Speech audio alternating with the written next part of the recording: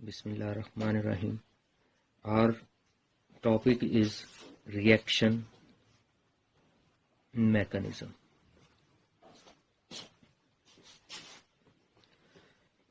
Reaction mechanism पढ़ने से पहले ज़रूरी है कि हम ये जान लें कि केमिकल इक्वेशन क्या होती है और उसके कंपोनेंट्स कौन कौन से होते हैं।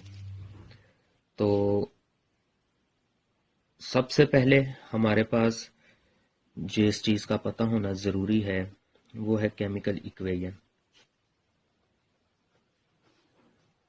Chemical equation and components of chemical equation.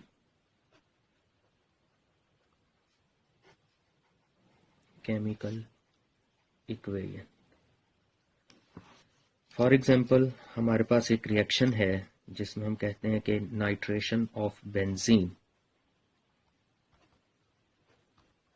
Nitration of benzene, ये हमारा एक रिएक्शन है और इस रिएक्शन को हमने केमिकल इक्वेशन की शक्ल में लिखना है। तो इसके लिए सबसे पहले हम लिखेंगे reactants in presence of nitric acid and sulfuric acid in presence of 50 Celsius temperature. Our product is nitrobenzene along with water. तो ये नाइट्रेशन ऑफ बेंजीन को हमने सैम्बल से रिप्रेजेंट कर दिया, तो ये हमारी इक्वेशन बन गई for the nitration of benzene. तो लिहाजा केमिकल इक्वेशन को हम इस तरह से बयान करते हैं, a symbolic representation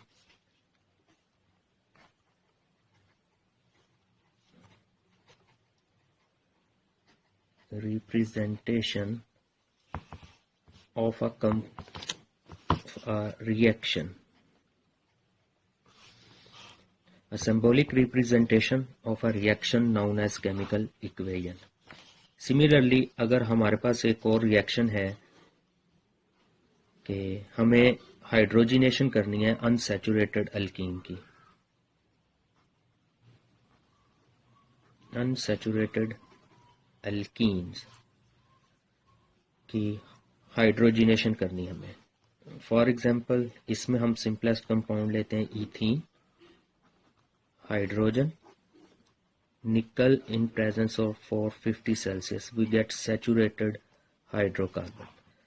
अब इन दोनों इक्वेशंस में हमारे पास जो रिएक्टेंट्स हैं, प्रोडक्ट्स हैं एंड कंडीशंस, तो these are the fundamentals of chemical equations, जिसमें रिएक्टेंट्स,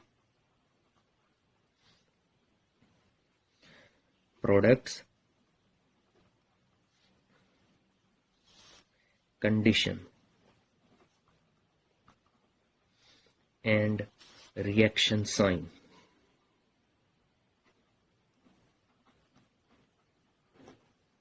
जिन्हें हम एरो साइन भी बोलते हैं। तो सबसे पहले बेटा रिएक्टेंट्स क्या होते हैं? ऐसी चीजें जो आपस में रिएक्ट करके प्रोडक्ट बनाएं उन्हें हम रिएक्टेंट्स बोलते हैं। और ऑर्गेनिक केमिस्ट्री में रिएक्टेंट्स,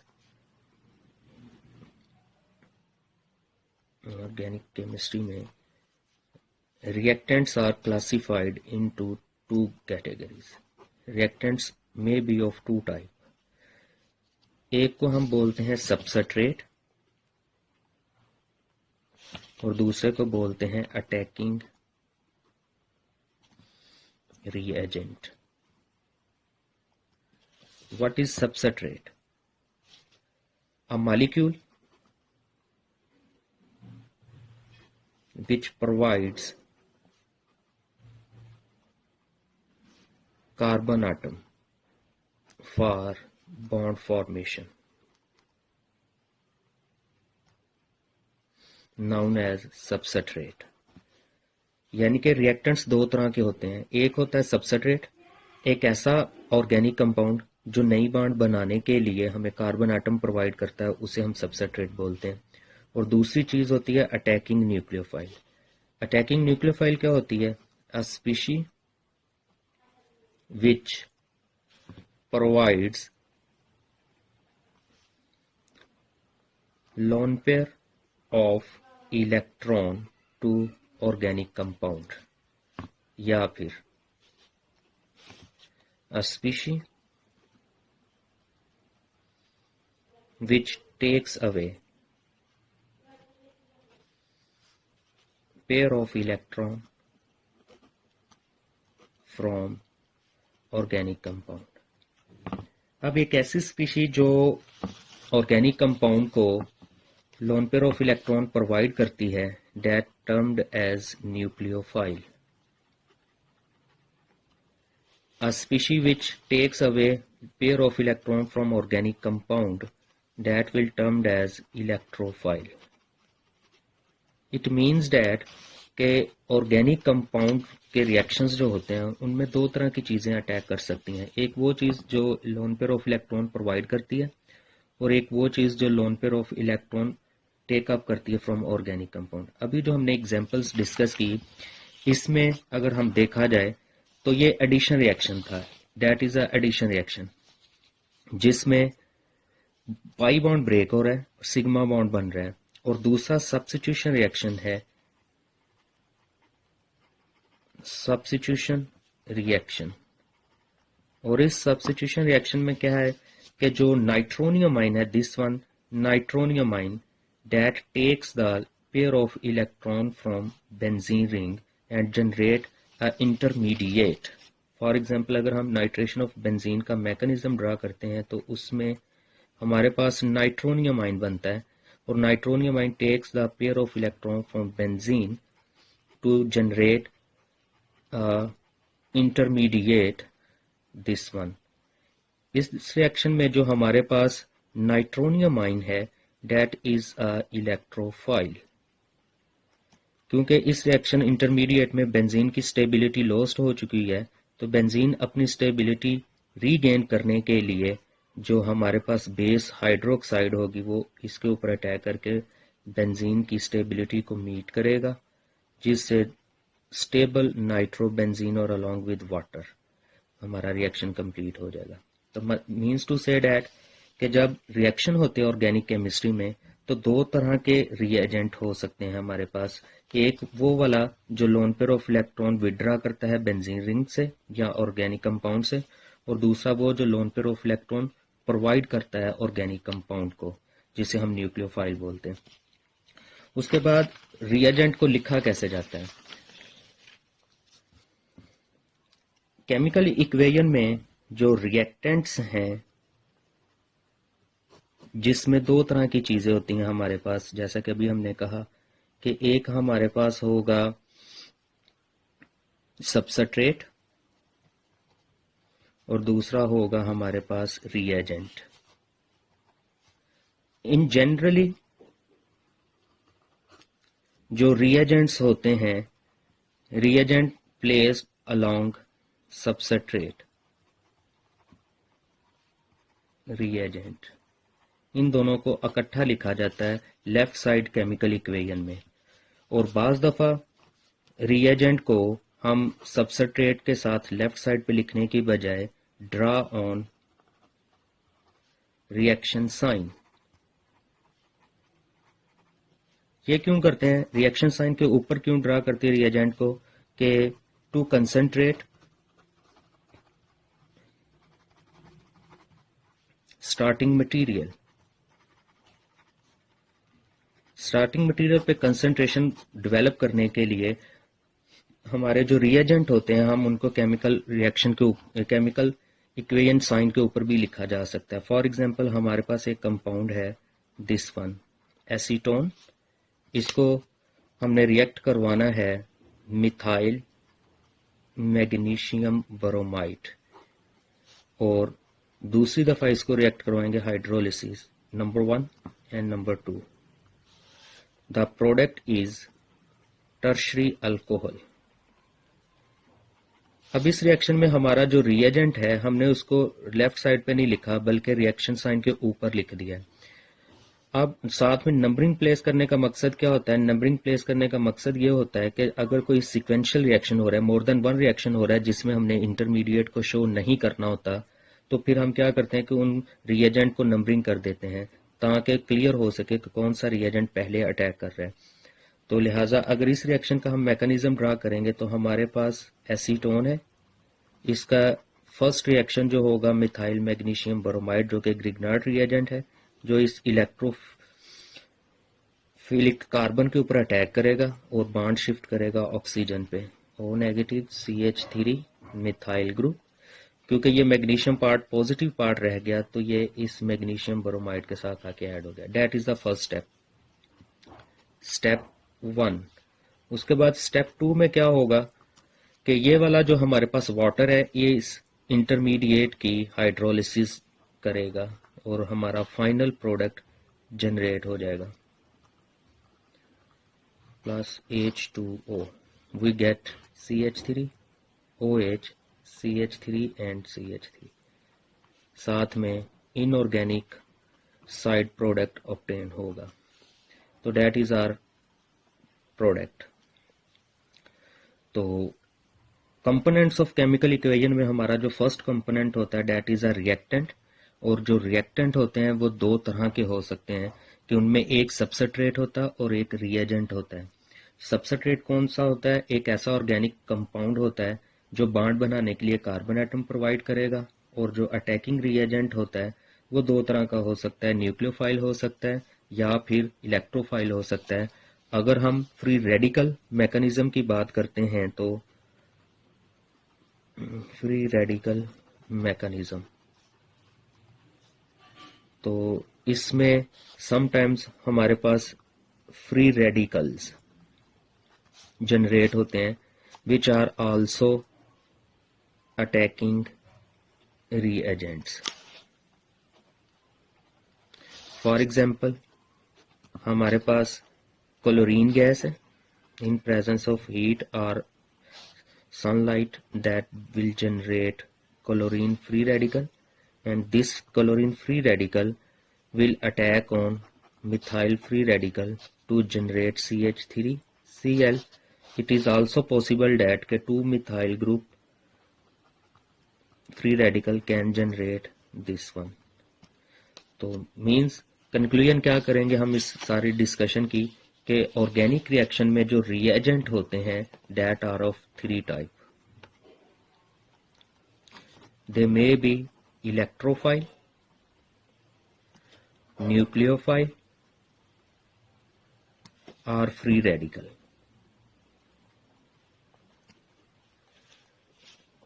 दिस वन। और उसके बाद जो दूसरा कंपोनेंट है हमारे पास केमिकल इक्वेशन का, the second component of chemical equation is the condition of reaction. Condition of reaction. अब जो कंडीशन होती हैं इट इंक्लूड्स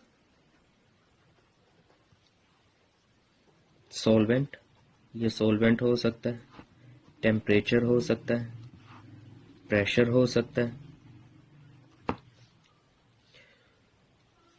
कैटालिस्ट हो सकता है, एक्सेट्रा। तो कंडीशन ऑफ सिस्टम रिएक्शन का मतलब क्या है कि ये वो हमारी सॉल्वेंट्स हो सकती हैं, टेम्परेचर हो सकता है, प्रेशर हो सकता है, प्रमोटर हो सकता है, इनहिबिटर हो सकता है जिसे हम पॉइजन बोलते हैं to control the reaction rate. तो ये सारी की सारी कंडीशंस होती हैं, और केमिकल इक्वेशन में इनकी जो नोटेशन है, conditions are placed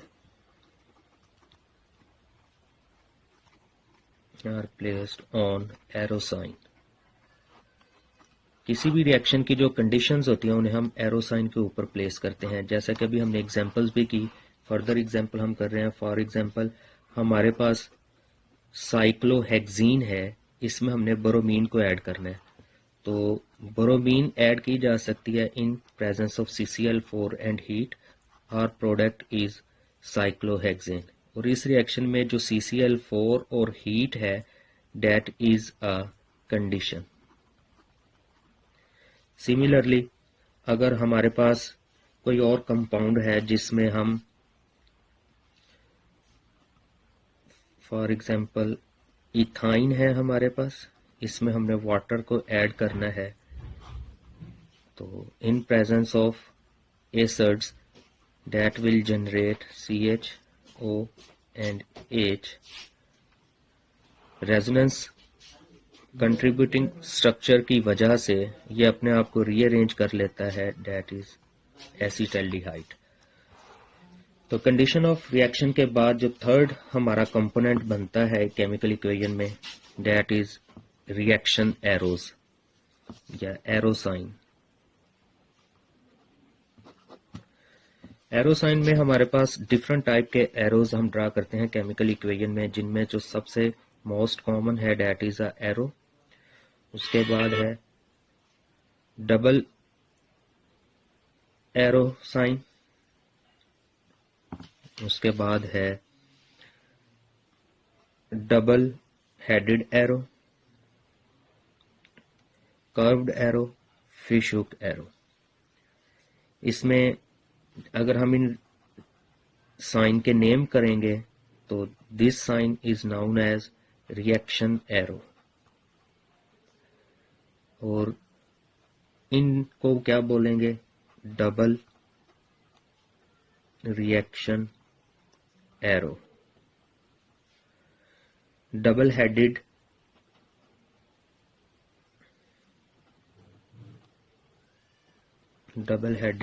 arrow, sorry, this reaction is full headed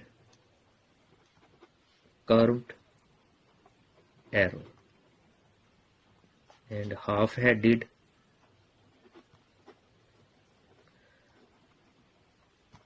curved arrow। अगर इन एरोज की फंक्शंस की बात करें कि इनका काम क्या होता है, कि this arrow sign is use between reactants and products. This reaction sign used between reactants and products in reversible reactions. This arrow sign draw between resonance structures. This arrow shows the movement of pair of electron, and fish hook arrow, this is also known as fish hook arrow, that shows the movement of single electron.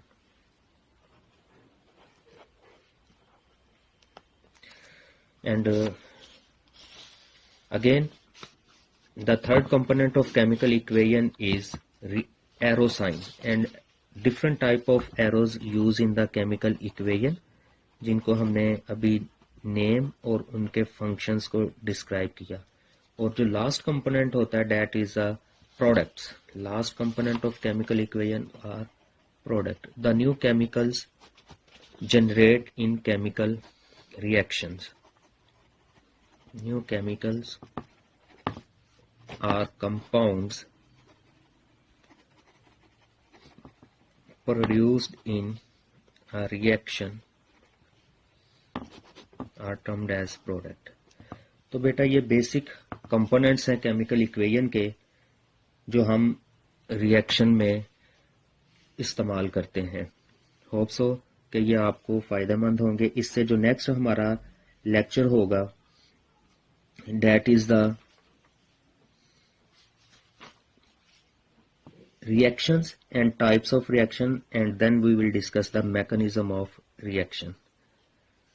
Okay बेटा जी, अल्लाह हाफिज। Mechanism of reaction या फिर reaction mechanism. तो पहले हम discuss करेंगे कि types of reaction. Reactions को वैसे हम डिफरेंट तरह से क्लासिफाई कर सकते हैं। अकॉर्डिंग टू हीट चेंज हो सकता है, अकॉर्डिंग टू स्पॉन्टेनिटी हो सकता है, अकॉर्डिंग टू डायरेक्शन हो सकता है, according to stepwise. Reactions are of two type, concerted reaction and stepwise reaction.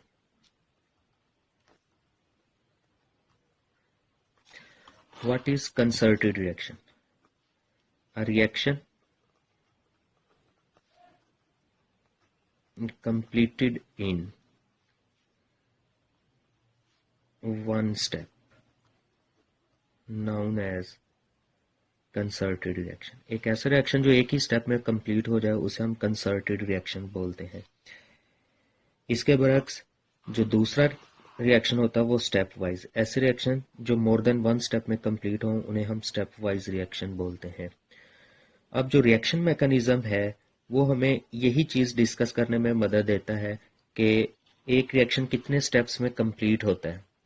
तो उन स्टेप्स की जो स्टडी होती है that is known as reaction mechanism. तो what is reaction mechanism? The study of steps involved in a chemical reaction known as mechanism. The study of steps involved in a chemical reaction is known as mechanism या फिर a detailed description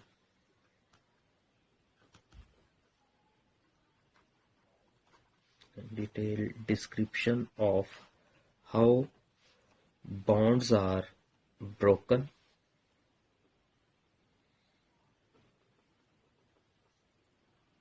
or bonds are formed as starting material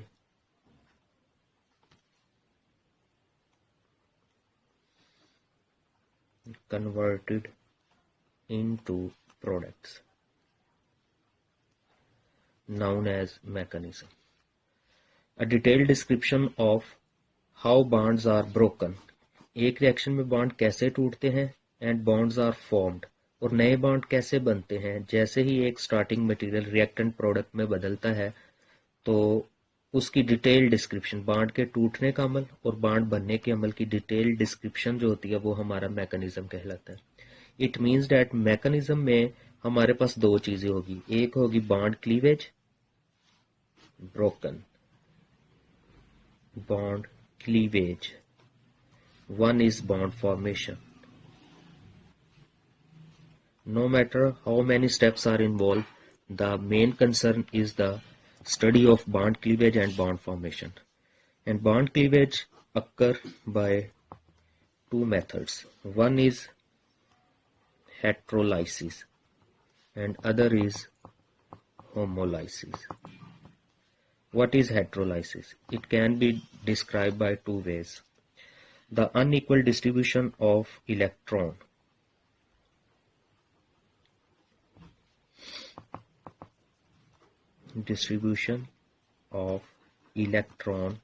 between two bonded atoms known as heterolysis. या फिर एक ऐसी cleavage जिसमें bond कि दोनों electron एक आटम की तरफ शिफ्ट हो जाएं. Shifting of bonded electron toward one species known as heterolysis. For example एक जनरल एग्जाम्पल करते हैं जिसमें ए और बी के दरमियान एक बॉन्ड बना हुआ है. इसके दो मुमकिना क्लीवेज हो सकती हैं. एक क्लीवेज ये होगी कि बॉन्ड के दोनों इलेक्ट्रॉन बी आटम पर शिफ्ट हो जाए, और बी आटम पर शिफ्ट होने से हमारे पास जो प्रोडक्ट बनेगा दिस वन. अब दूसरी फिजिबिलिटी ये है कि बॉन्ड के जो दोनों इलेक्ट्रॉन है वो ए आटम पर शिफ्ट हो जाए, तो इस सूरत में हमारे पास जो प्रोडक्ट बनेगा वो ए नेगेटिव बी पॉजिटिव बनेगी. अब इलेक्ट्रॉन किस तरफ शिफ्ट होंगे that depend upon the electron negativity of element. Electron हमेशा मोर इलेक्ट्रॉन नेगेटिव एलिमेंट की तरफ मूव करते हैं that become nucleophile after the bond cleavage, और जो लेस इलेक्ट्रॉन नेगेटिव होता है that become electrophile. Less electron negative element become electrophile. Hence we can conclude that the bond cleavage जिसमें पहली है heterolysis. Heterolysis results in the formation of ionic species. Heterolysis जो होती है वो results देती है हमें ionic species की. And ionic species last lecture में भी हमने कहा कि वो इलेक्ट्रोफाइल होगी या फिर न्यूक्लियोफाइल होगी. नेगेटिव चार्ज कैरिंग स्पीशी में भी nucleophile and positive charge carrying species में भी electrophile. Next one bond cleavage की जो दूसरी टाइप है दैट इज होमोलाइसिस. होमोलाइसिस में क्या होता है? Equal distribution of electron between two bonded atom. Equal distribution of bonded electron between two atoms, and homolysis always results in the production of free radicals. ये हमेशा free radical बनती. For example हमारे पास एक general example है A B. अब movement of single electron को अगर हम शो करें तो वो फिश हुक एरो से, जैसा कि लास्ट लेक्चर में हमने कहा था कि movement of one electron shown by half headed arrow या fish hook arrow that results in the A free radical and B free radical. Hence we can say that के bond cleavage can happen by two ways, heterolysis and homolysis. Homolysis results in the production of free radical and heterolysis results in the production of electrophile and nucleophile. तो mechanism में जो दूसरा step है that is bond formation. Just like bond cleavage, bond formation also occur by two ways. Bond formation. अब bond formation बनने के भी दो मेथड हो सकते हैं, बल्कि three method. By reaction of ionic species. Number two, by reaction of free radicals and by reaction of ionic species with neutral one. For example अगर हमारे पास इसकी एग्जाम्पल करते हैं न्यूट्रल स्पीशीज की. मेरे पास है मिथाइल आयोडाइड. इसको रिएक्ट करवाया जाए अगर साइनाइड से, पार्शियल नेगेटिव पॉजिटिव, तो cyanide group can replace iodide आइन. The product is methyl cyanide या मिथाइल नाइट्रिल आयोडाइड रिप्लेस हो गया. इसमें आयनिक स्पीशी जो है वो रिएक्ट कर रही है न्यूट्रल कंपाउंड के साथ and new bonds are formed and older one is broke down. Similarly ionic species की अगर हम बात करते हैं तो जैसे हमने अभी कहा कि जनरल रिएक्शन है जिसमें ए पॉजिटिव हमारे पास इलेक्ट्रोफाइल, बी नेगेटिव, तो loan pair of electron donor जो है, डोनर से एक्सेप्टर की तरफ एरो ड्रा किया तो एक न्यू बॉन्ड बन गया. इसी तरह अगर हम इसको रिवर्स लिखते हैं, ए नेगेटिव अब बी पॉजिटिव है, तो डोनर से एक्सेप्टर की तरफ कंप्लीट कर्व्ड एरो ड्रा करेंगे तो एक नई बॉन्ड जनरेट होगी. सिमिलरली फ्री रेडिकल की अगर हम बात करते हैं तो इसमें हमारे पास मिथाइल फ्री रेडिकल हो सकता है जैसा हमने पहले कहा, या क्लोरीन फ्री रेडिकल हो सकता है, तो that will generate methyl chloride. एक ऐसा रिएक्शन जिसमें न्यूक्लियोफाइल अटैक करता है इसे हम न्यूक्लियोफिलिक रिएक्शन बोलते हैं. Nucleophilic reaction. और एक ऐसा रिएक्शन जिसमें electrophile positive charge carrying species attack करें तो उसे हम क्या बोलेंगे? इलेक्ट्रोफिलिक रिएक्शन बोलते हैं. तो बॉन्ड फॉर्म रिएक्शन मैकेनिज्म में सबसे पहले तो हमें यह कंसर्न होता है कि रिएक्टेंट्स में बॉन्ड टूटेंगे और तो किस बिना पर टूटेंगे और आयनिक स्पीशीज कैसे जनरेट होगी. ऑर्गेनिक केमिस्ट्री में चार्ज डेवलपमेंट मोस्ट इंपॉर्टेंट होता है कि अगर आपने चार्ज ठीक से डेवलप कर लिया है तो आपके रिएक्शन का जो मैकेनिज्म है वो मैक्सिमम चांसेस हैं कि वो ठीक होगा। लेकिन अगर आपको चार्ज डेवलप करना नहीं आ रहा तो इसका मतलब ये होगा कि आपका रिएक्शन मैकेनिज्म भी ठीक नहीं बनेगा। तो यहाँ पे हमने डिस्कस किया कि मैकेनिज्म में bond cleavage and bond formation. Next one जो हमारा टॉपिक है that is the types of reaction.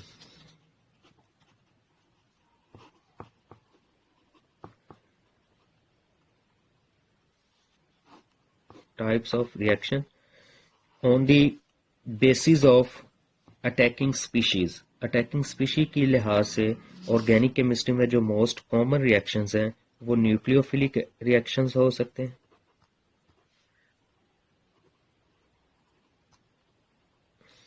May be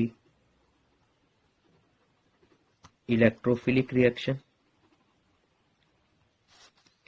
addition reaction,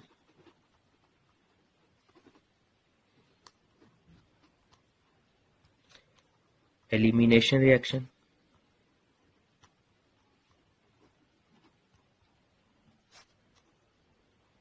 oxidation reduction reaction,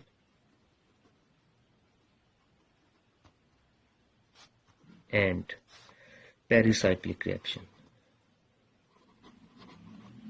Pericyclic reactions और लास्ट जो है that is rearrangement reaction.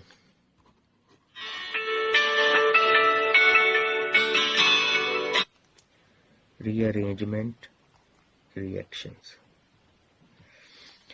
हमारा जो नेक्स्ट लेक्चर होगा इंशाल्लाह उस लेक्चर में हम टाइप्स ऑफ रिएक्शन जो कि हमारे सिलेबस का भी हिस्सा है, तो फर्स्ट वन डिस्कस करेंगे हम टाइप्स ऑफ रिएक्शन जो कि हम नेक्स्ट लेक्चर में डिस्कस करेंगे इंशाल्लाह ताला।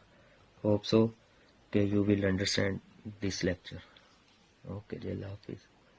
अब ऑक्सीडेशन एंड रिडक्शन रिएक्शन पढ़ने से पहले तो हमें ये पता होना चाहिए कि ऑक्सीडेशन होती क्या है, और उससे पहले आमतौर पे जो रिएक्शंस होते हैं, रिएक्शंस को हम डिफरेंट तरह से क्लासिफाई कर सकते हैं। फॉर एग्जांपल जो मोस्ट कॉमन है अकॉर्डिंग टू हीट चेंज। अब जो reaction according to heat change वो एक्सोथर्मिक रिएक्शन हो सकते हैं या फिर एंडोथर्मिक रिएक्शंस हो सकते हैं, ये हीट चेंज के लिहाज से हो सकते हैं। अकॉर्डिंग टू डायरेक्शन, डायरेक्शन के लिहाज से जो रिएक्शन होता है दे मे बी रिवर्सिबल और इरिवर्सिबल हो सकते हैं, इरिवर्सिबल रिएक्शन हो सकते हैं। अगर हम अकॉर्डिंग टू स्पॉन्टेनिटी बात करते हैं तो रिएक्शन स्पॉन्टेनियस हो सकते हैं या फिर नॉन स्पॉन्टेनियस हो सकते हैं। तो इसके अलावा जो रिएक्शन हम डिस्कस करने जा रहे हैं वो है types of reaction according to electron transfer. Electron transfer. अब रिएक्शंस जो होते हैं अकॉर्डिंग टू इलेक्ट्रॉन ट्रांसफर दो तरह के हो सकते हैं, यानी कि हमने ये सिंपल सा कहा कि जो रिएक्शन होता है उसे हम डिफरेंट टाइप्स में क्लासिफाई कर सकते हैं, according to heat change, according to direction, according to spontaneity, according to electron transfer. और according to electron transfer reactions are of two type. एक को हम बोलते हैं ऑक्सीडेशन रिएक्शन और एक को बोलते हैं रिडक्शन रिएक्शन। अब जो ऑक्सीडेशन है इसको हम डिफरेंट तरह से डिफाइन कर सकते हैं, इसको हम डिफरेंट डिफाइंस हैं, और जो मोस्ट कॉमन डिफाइन है वो क्या होती है कि reaction in which loss of electron from one element takes place is known as oxidation. और जो रिडक्शन होती है, रिडक्शन को हम लेते हैं एडिशन ऑफ इलेक्ट्रॉन या gain of electron, gain of electron by a substance is known as reduction। तो एक ऐसी चीज जिसने इलेक्ट्रॉन लूज किया है, लॉस ऑफ इलेक्ट्रॉन, एक ऐसी चीज जो इलेक्ट्रॉन लूज करती है वो क्या हो जाएगी, जो सब्सटेंस बजाते खुद इलेक्ट्रॉन लूज कर रही है उसे हम बोलते हैं कि सब्सटेंस इज ऑक्सीडाइज्ड। और एक ऐसी चीज जिसने इलेक्ट्रॉन गेन किया है उस चीज को हम बोलते हैं कि वो चीज रिड्यूस हो गई है, सब्सटेंस इज रिड्यूस्ड। और जो प्रोसेस हुआ उस प्रोसेस को क्या बोलते हैं, रिडक्शन। तो what is oxidation, loss of electron, या फिर गेन ऑफ इलेक्ट्रॉन क्या कहलाएगी, रिडक्शन कहलाएगी। फॉर एग्जाम्पल अगर हम एक कॉमन एग्जाम्पल करते हैं ऑक्सीडेशन रिडक्शन के लिए, तो उसमें हम कह रहे हैं कि फॉर एग्जाम्पल मेरे पास एक आयन है क्यूप्रस आयन, उसको रिएक्ट करवा रहे हैं हम फेरिक आयन के साथ, और after the reaction we get ferric ion and ferrous ion. अगर देखा जाए तो हुआ यह है कि रिएक्टेंट में जो कॉपर है उसकी ऑक्सीडेशन स्टेट +1 है, और प्रोडक्ट में उसकी जो ऑक्सीडेशन स्टेट है वो +2, यानी कि ऑक्सीडेशन हो गया, इसकी ऑक्सीडेशन स्टेट इंक्रीज हो गया। और इस रिएक्शन में क्या हो रहा है, जो कॉपर है वो क्यूप्रस से क्यूप्रिक, यानी कि उसमें मजीद एक इलेक्ट्रॉन मजीद लॉस हो रहा है, तो इसे हम कहेंगे कि जो ऑक्सीडेशन कर रहा है कॉपर, क्योंकि इसमें +1 ऑक्सीडेशन, मतलब यहाँ पे ये एक इलेक्ट्रॉन लूज कर रहा है और प्रोडक्ट में जाके वो 2 इलेक्ट्रॉन लूज कर रहा है। और अगर हम आयरन की बात करें तो यहाँ पे इसकी ऑक्सीडेशन स्टेट +3 है और प्रोडक्ट में इसकी ऑक्सीडेशन स्टेट +2 हो रही है, यानी कि इसकी ऑक्सीडेशन स्टेट कम हुई है, रिड्यूस हो गया, रिडक्शन हो गई है। तो लिहाजा इस रिएक्शन में जो आयरन है उसकी रिडक्शन हो रही है। मतलब ये हुआ कि जो कॉपर है वो Cu+1 था, इसने जब एक इलेक्ट्रॉन लूज करना है तो वो Cu+2 और एक इलेक्ट्रॉन एलिमिनेट हुआ। अब ये वाला जो इलेक्ट्रॉन एलिमिनेट हुआ है ये इस फेरिक आयन में ऐड हो जाएगा, और जब ये फेरिक आयन में ऐड होगा तो उसकी ऑक्सीडेशन स्टेट को ये रिड्यूस कर रहा है, ये बन जाएगा Fe+2, यानी कि +3 में एक इलेक्ट्रॉन ऐड किया तो वो -2 रह गया। अब अगर इन दोनों को हम सम अप कर दें तो ये वाला एक इलेक्ट्रॉन प्रोड्यूस हुआ प्रोडक्ट साइड में और ये रिएक्टेंट साइड में इस्तेमाल हो गया। अगर इन दोनों को सम अप करें, रिएक्टेंट साइड को सम अप किया Fe+3, ये बन जाएगा Fe+2 और साथ में बन गया Fe+2, जो कि हमारी टोटल केमिकल इक्वेशन है। मतलब ये हुआ कि इस रिएक्शन में जो कॉपर है क्यूप्रस आयन है वो ऑक्सीडाइज हो रहा है और जो फेरिक आयन है वो रिड्यूस्ड हो रहा है।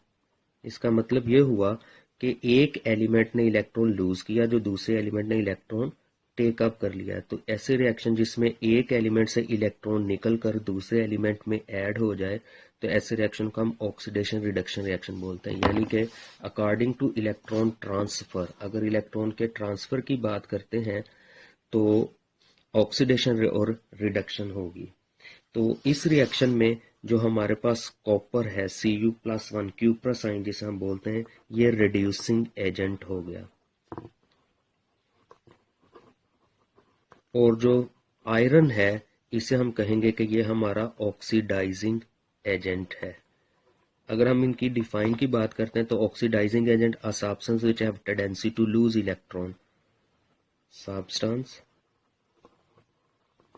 which has tendency to lose electron is known as reducing agent, क्योंकि ये इलेक्ट्रॉन लूज करेगा और जो इलेक्ट्रॉन लूज होगा वो डेफिनेट किसी दूसरी जगह पे जाके ऐड होगा, तो वो रिडक्शन की बाइस बनता है। जैसा कि यहाँ पे कॉपर इलेक्ट्रॉन लूज कर रहा है और यही एक इलेक्ट्रॉन इस फेरिक आयन की रिडक्शन की वजह बन रहा है, तो लिहाजा जो ऑक्सीडाइज हुआ है इसे हम क्या कहेंगे कि रिडक्शन की वजह बन रहा है, कि इसने जो इलेक्ट्रॉन लूज किया है वो किसी दूसरी जगह पे जाके इलेक्ट्रॉन को ऐड करवाएगा, लिहाजा इसी वजह से ये रिड्यूसिंग एजेंट हो गया। और जो फेरिक है इसे हम ऑक्सीडाइजिंग एजेंट बोलते हैं। What is oxidising agent? A substance which have tendency to gain electron, substance which has tendency to gain electron. अब ऑक्सीडेशन क्या होती है? Removal of electron. आयरन एक इलेक्ट्रॉन टेकअप कर रहा है तो मतलब ये किसी जगह से इलेक्ट्रॉन को एलिमिनेट करवाएगा, और जहां से इलेक्ट्रॉन एलिमिनेट करवाएगा वहां पे ये क्या काज करेगा? ऑक्सीडेशन काज करेगा। तो इस एग्जाम्पल में जो फेरिक आयन है वो हमारा ऑक्सीडाइजिंग एजेंट भी है, ये हमारा ऑक्सीडाइजिंग एजेंट है, क्योंकि ये इलेक्ट्रॉन ऐड कर रहा है और जो अब इलेक्ट्रॉन ऐड करेगा डेफिनेट किसी जगह से इलेक्ट्रॉन एलिमिनेट करवाएगा। और इस एग्जांपल से एक बात हमें क्लियर होगी कि जो ऑक्सीडेशन है वो हमेशा रिडक्शन के साथ होती है। Oxidation always coupled with reduction, यानी कि ऑक्सीडेशन रिडक्शन हमेशा साइमल्टेनियसली एक ही वक्त में हो रही होती है, क्योंकि एक आटम अगर इलेक्ट्रॉन लूज कर रहा है तो दूसरा आटम इलेक्ट्रॉन गेन कर रहा होता है। तो इस वजह से हम कहते हैं कि ऑक्सीडेशन रिडक्शन, और एक ऐसा रिएक्शन जो इलेक्ट्रॉन की ट्रांसफर की वजह से होती है, और उस रिएक्शन को हम क्या बोलते हैं, रिडॉक्स रिएक्शन बोलते हैं, जिसमें ऑक्सीडेशन रिडक्शन इकट्ठी हो रही है, क्योंकि ये कपल्ड यानी कि साइमल्टेनियसली हो रही होती है, ऑक्सीडेशन रिडक्शन इकट्ठी हो रही होती है, इसलिए हम इसे रिडॉक्स रिएक्शन बोलते हैं। अब नेक्स्ट वन, ये तो हो गया ऑक्सीडेशन रिडक्शन को हम इलेक्ट्रॉन की ट्रांसफर से आइडेंटिफाई कर सकते हैं। इसके अलावा ऑक्सीडेशन और रिडक्शन रिएक्शन को हम स्ट्रक्चर ऑफ आटम या स्ट्रक्चर ऑफ एलिमेंट से भी वेरीफाई कर सकते हैं। जी, इससे नेक्स्ट जो मेथड है जिसके जरिए हम ऑर्गेनिक कंपाउंड में ऑक्सीडेशन रिडक्शन रिएक्शन को आइडेंटिफाई कर सकते हैं कि किस रिएक्शन में ऑक्सीडेशन हुई है और किस में रिडक्शन हुई है, वो है चेंज इन स्ट्रक्चर। तो second way by which we can calculate the oxidation reduction reaction या identify the oxidation reduction reaction, वो है change in structure of organic compound. किसी ऑर्गेनिक कंपाउंड में क्या चेंज आ रही है उसके अकॉर्डिंगली हम बता सकते हैं कि उसमें ऑक्सीडेशन हुई है या रिडक्शन हुई है। आमतौर पे जो ऑक्सीडेशन होती है उसमें जो पहली टाइप होती है वो ये है कि इफ कार्बन और हाइड्रोजन बॉन्ड्स जो होती हैं किसी कंपाउंड में वो डिक्रीज हो जाए, if a reaction if in a reaction number of carbon hydrogen bonds decrease or number of carbon oxygen, carbon nitrogen, carbon halogen bonds increases,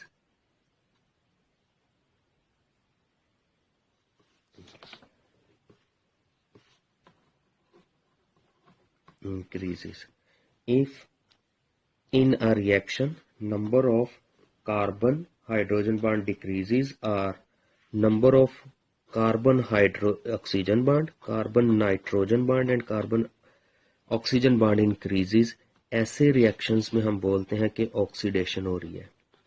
यानी कि अगर किसी रिएक्शन में कार्बन हाइड्रोजन की बॉन्ड कम हो जाए या कार्बन की ऑक्सीजन के साथ, कार्बन की नाइट्रोजन के साथ या कार्बन की हेलोजन के साथ बॉन्ड इंक्रीज हो जाए तो उसे हम बोलते हैं ऑक्सीडेशन हो रही है उस रिएक्शन में। जो दूसरी टाइप है वो इसका उलट है कि इफ इन अ रिएक्शन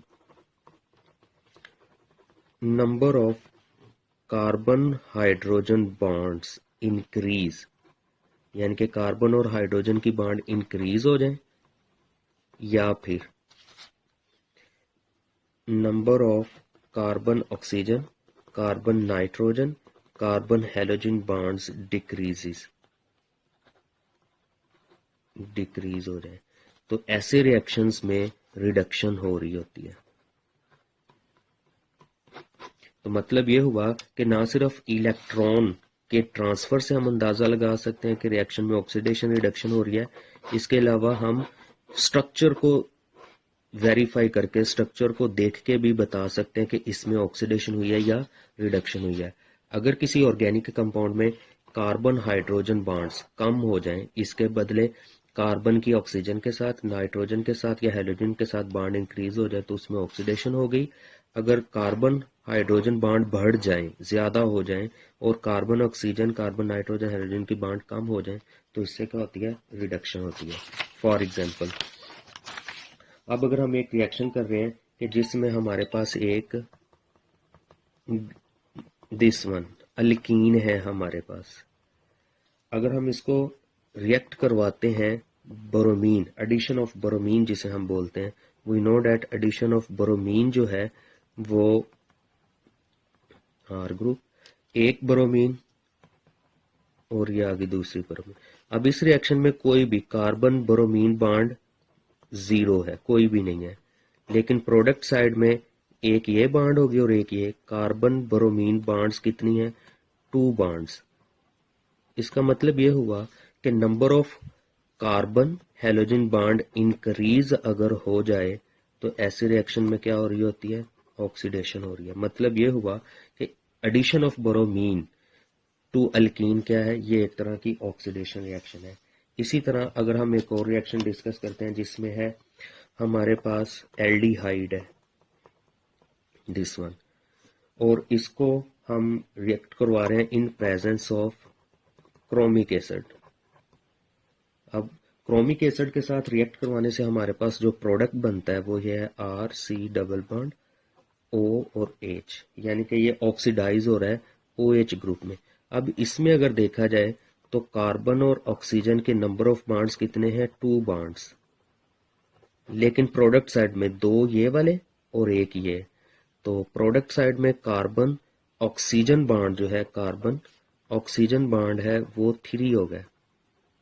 मतलब ये हुआ कि अगेन प्रोडक्ट साइड में कार्बन ऑक्सीजन बॉन्ड क्या हो गया, रिएक्टेंट की निस्बत ज्यादा हो गए, तो लिहाजा इस कंपाउंड में भी क्या हुई है, ऑक्सीडेशन होगी।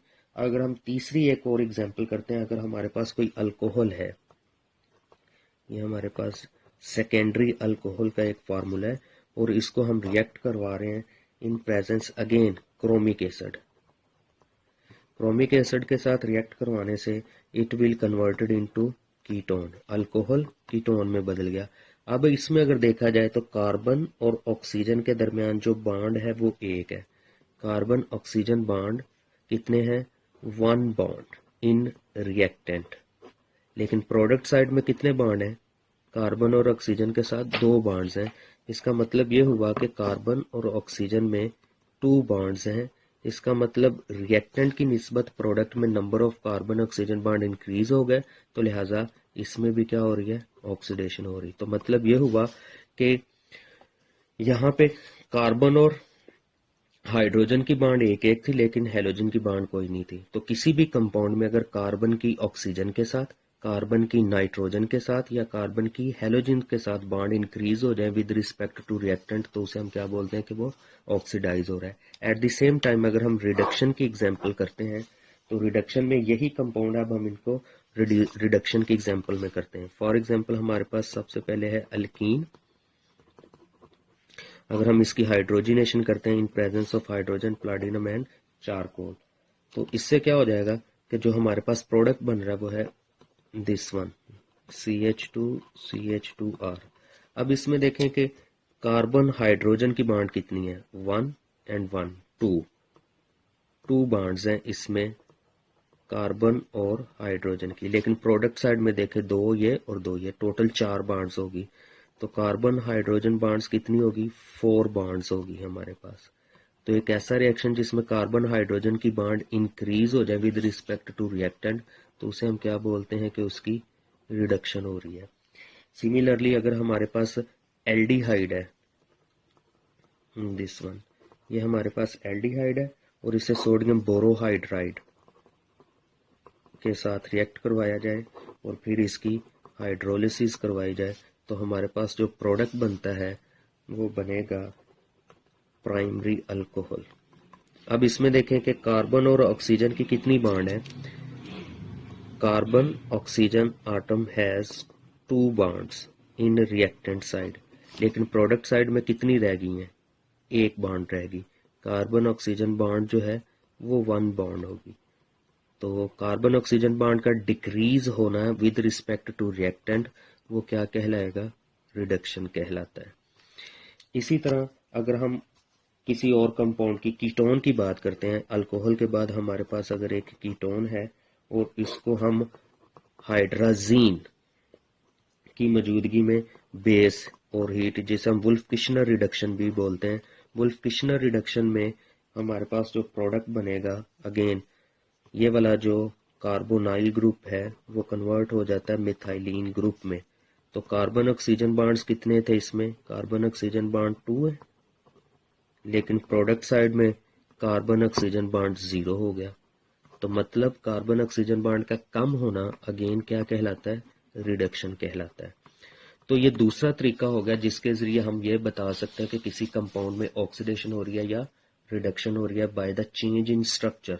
कार्बन ऑक्सीजन कार्बन नाइट्रोजन और कार्बन हैलोजन बॉन्ड का इंक्रीज होना ऑक्सीडेशन कहलाता है, और number of carbon hydrogen bond का बढ़ जाना या कार्बन ऑक्सीजन, कार्बन नाइट्रोजन और कार्बन हैलोजन बॉन्ड का डिक्रीज हो जाना रिडक्शन कहलाता है। उसके बाद एक और थर्ड वे है जो हम अपने नेक्स्ट लेक्चर में भी डिस्कस करेंगे। हमारा टॉपिक है ऑक्सीडेशन या रिडक्शन का, that is oxidation of alkene. तो जो ओलिफिनिक कंपाउंड यानी कि जो डबल बॉन्ड कंटेनिंग कंपाउंड है उनकी ऑक्सीडेशन हम कैसे कर सकते हैं। तो उसमें जो सबसे पहला मेथड है that is oxidation of alkene with परऑक्सी acids. अब जो परऑक्सी एसिड्स होते हैं उनको हम पर कार्बोक्सिलिक एसिड भी बोल सकते हैं। ये वाला जो हमारे पास है इसे हम क्या बोलते हैं, peroxy acid, also known as percarboxylic acid या फिर एसाइल हाइड्रो ऑक्साइड। अब इनमें होता क्या कि जो पर carboxylic acid, ordinary carboxylic acid की निस्बत इनमें एक ऑक्सीजन एक्स्ट्रा होती है। अब वो करेंगे क्या कि एन अल्कीन, कोई भी जो अल्कीन है उसको हम ऑक्सीडाइज करते हैं टू एपॉक्साइड, यानी कि जब हम अल्कीन को पर ऑक्सी एसिड या पर कार्बोक्सिलिक एसिड के साथ रिएक्ट करवाते हैं तो उनमें जो पर ऑक्सी एसिड में एक एक्स्ट्रा ऑक्सीजन होती है वो अल्कीन में ऐड हो जाती है। फॉर एग्जांपल ये हमारे पास पर ऑक्सी एसिड है।